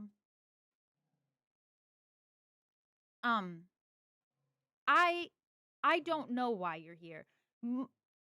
I've never met a Reaper that's been dead before and then come back to be a Reaper. She makes sense. And she points at Arendelle. She died. She's got a silver thread. I don't know why he had to Reaper. That's new to me too. But I suspect that how did you put it, Pugna? Muscle mommy? Correct. Muscle mommy. Muscle mommy had something to do with that. Is that why she Those, kept saying I didn't belong? yes, I would assume. Okay, I guess. That's not normally Reapers. That's what you are, Reaper. Arendelle, listen to this as well. You're Reapers. You're dead. You died. You both seem to know that, but she came back like a normal Reaper. After you die, you're instantly reborn, and now you do the job where you reap. The men will help teach you. But you are an anomaly because that's not how it usually works. I've never met a Reaper who was brought back after being dead for a long period of time. Question. Answer. Does she mean dead for a long time currently, or was she like reborn after being dead the first time, and then like as in a second life, and then died again? No, I don't think she. Well, okay. I guess What? the language gets kind of muddled. And she wasn't ever really brought back from the life. She was really just kind of ripped from whatever the other side is to wherever we exist as Reapers. No, no, no. You say she's weird, an anomaly, right? Yes. What if she was resurrected in a past life? Oh. I mean, maybe. Like I said, I've never met anyone. I'll have to go consult some other Lightkeepers. For now, I think it's best you stay here and away from any muscle mommies. I mean, she I was mean, it's not like I definitely a was fine the looker, first time. Agreed. but I don't want to go anywhere near her. Yeah. 0 out of 10, don't recommend that. Mm-mm. And now you should all listen to this. You said you keep mentioning that she was going after your strings, right? They're Huh? okay, to be clear, they're not actually called strings. I'm much better at this normally. Those are called soul ties. They're the sole thing keeping you here. I wouldn't let anyone touch those. She might be able to unravel your entire existence if she disconnects you from it. You certainly won't be able to get back to me, but you might be completely unmade as well. So, Might. Hey? I wouldn't test it. I don't think anything good has happened to a Reaper who's lost their soul tie. This feels very Githyanki. Yeah, it kind of does, doesn't it?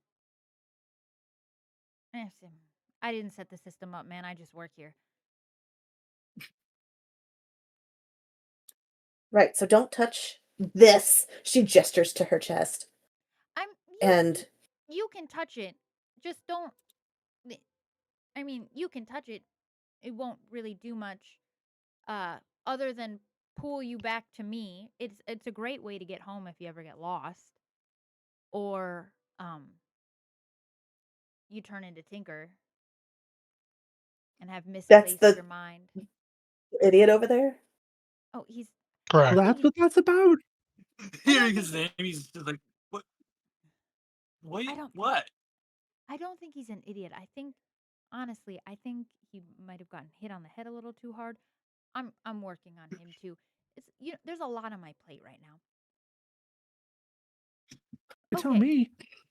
Arendelle, Theracia, are you guys hungry? You want to sit? I want a drink. As you say that, I want a drink. In your hand, a tankard of ale appears. She downs it immediately. And when she's drinking it, she'll notice that it's like her absolute favorite alcohol. Is it bad that I kind of wish I was back at that stake? At least it ended there. Fuck.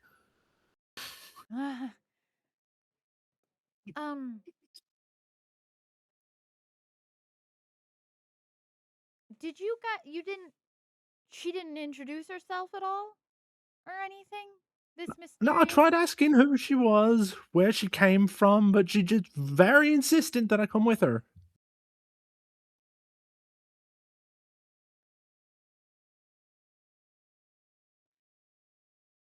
Hey, Pugna or Rune or Vitero, this might also be your specialty. You guys know how to keep people out of places?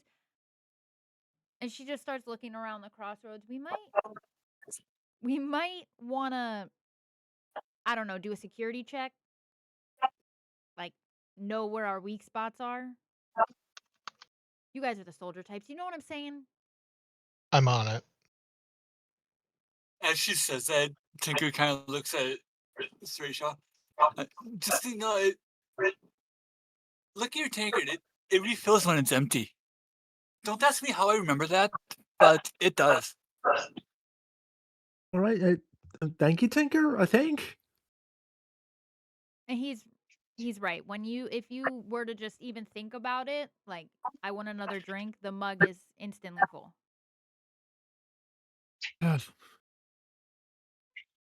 Don't ask me how I remember that one. I don't remember anything, but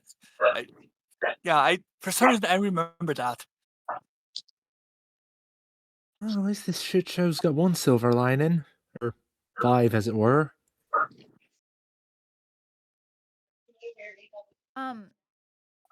If you want, Arendelle, this applies to you as well. You can sit at that table and also think about your favorite food, and it'll appear. You can eat.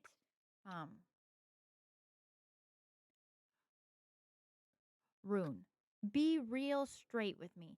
If this lady were to show up right now, what are the odds?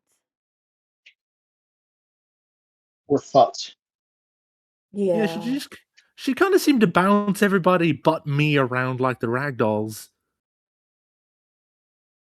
And she wanted. I touched her once. Go ahead. if we're the strongest you to offer this crossroads, then we do not have much to offer. I'm gonna summon a turkey leg, and I'm just gonna essentially walk upstairs back to bed.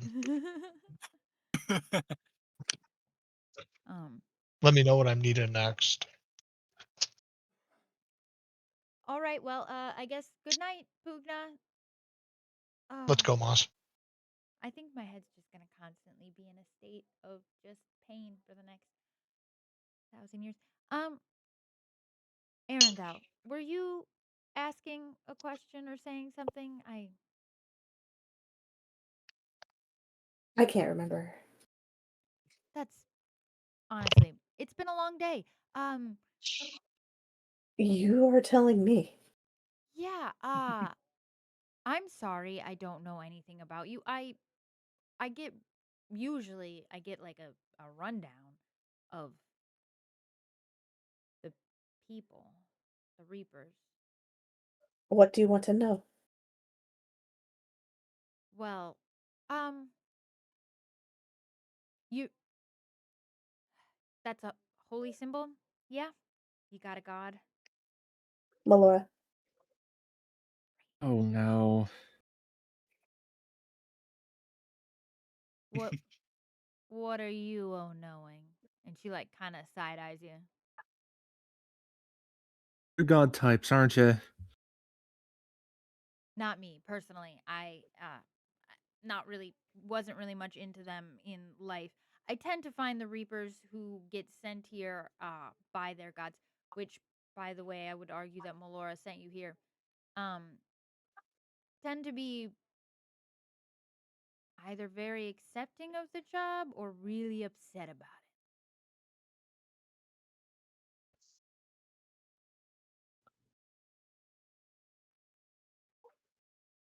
it. I must have done something to. This has got to be a sick joke on her part. However, I'm here, so make the most of it, I guess. Honestly, a surprisingly chipper outcome compared to our ever growing ball of sunshine, Rune over there. How's the comfort, buddy? Still Oh, yeah. Still sleeping on the floor next to your bed? Like a That's where dog? I sleep. He's got this thing about comfort. You'll find that this place is got every comfort for you. Though I'm not entirely sure if there even is a room for. Huh. That might. We'll figure it out. We'll find somewhere for you to sleep, Theracia. I know there's a room for you because you're supposed to be here. But you. Oh. Am I though? You're supposed to be? No, you're definitely not supposed to be here. Yeah, that's what I thought.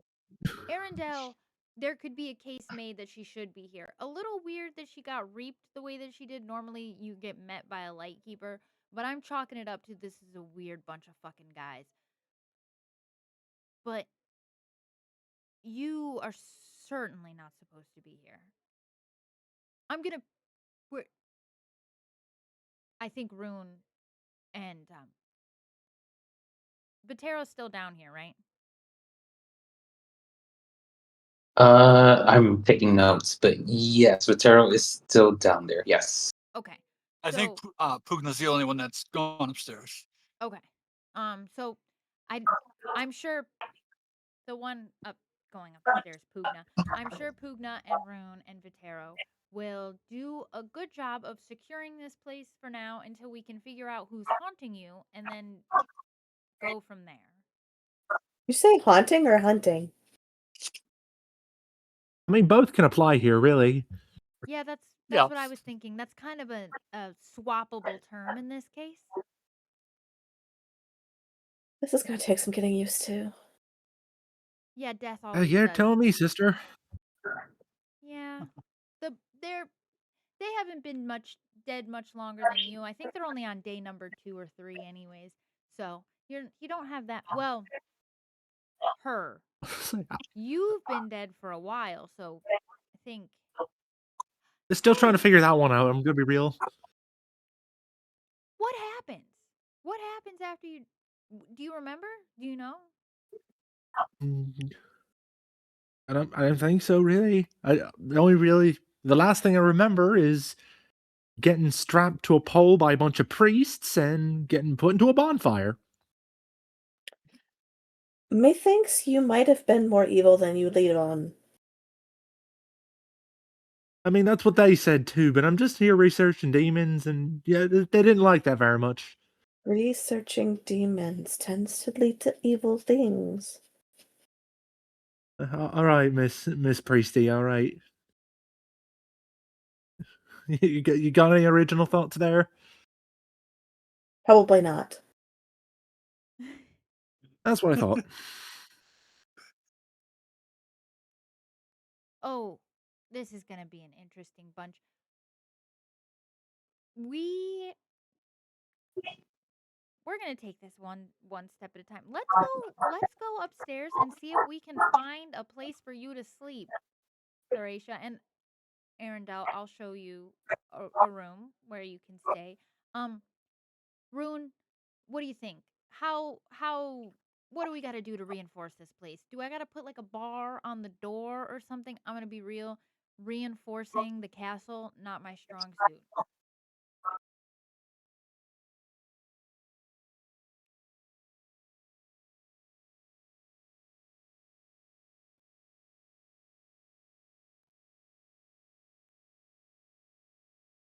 If you're talking, you're muted. You talking to me or? No, Son I was of a talking bitch. to. Son of a bitch. Okay, Uh, I thought so. no, it's we're here to reap souls. We're not here to fortify your defenses. Why don't you go get your drunk to take care of Hang on, what are we He defending is a from? sourpuss, isn't he? Thank you. I appreciate that someone else sees it. I'm just trying to.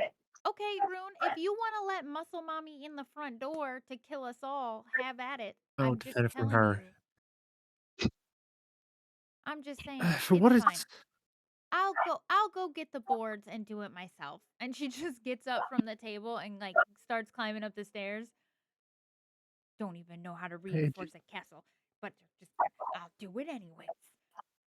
Hey GM, just sort of thinking back to the encounter from there, can I roll like a religion check or something to see if I can get any sort of unholy presence from her? Or like anything I may have encountered in my studies? Yeah, go ahead. This is like the one skill check I'm good at. Please. 25. Nice.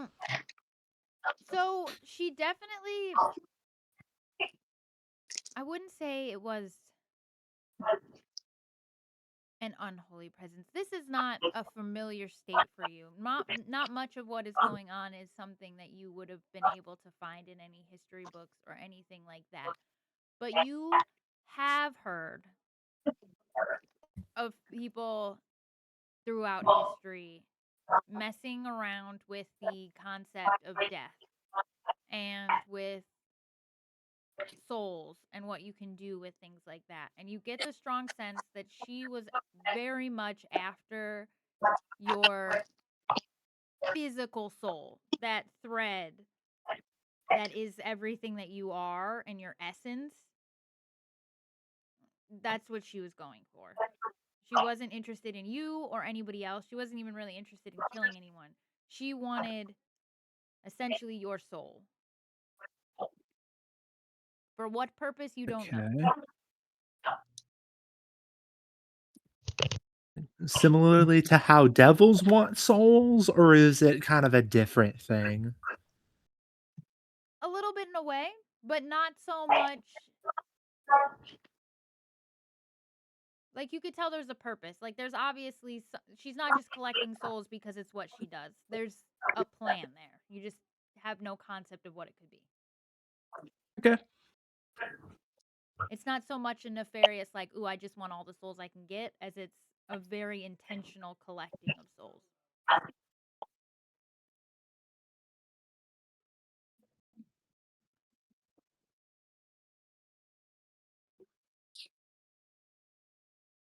So as Rune is stewing about the fact that he has to defend the crossroads, as Vitero is taking notes, silently watching,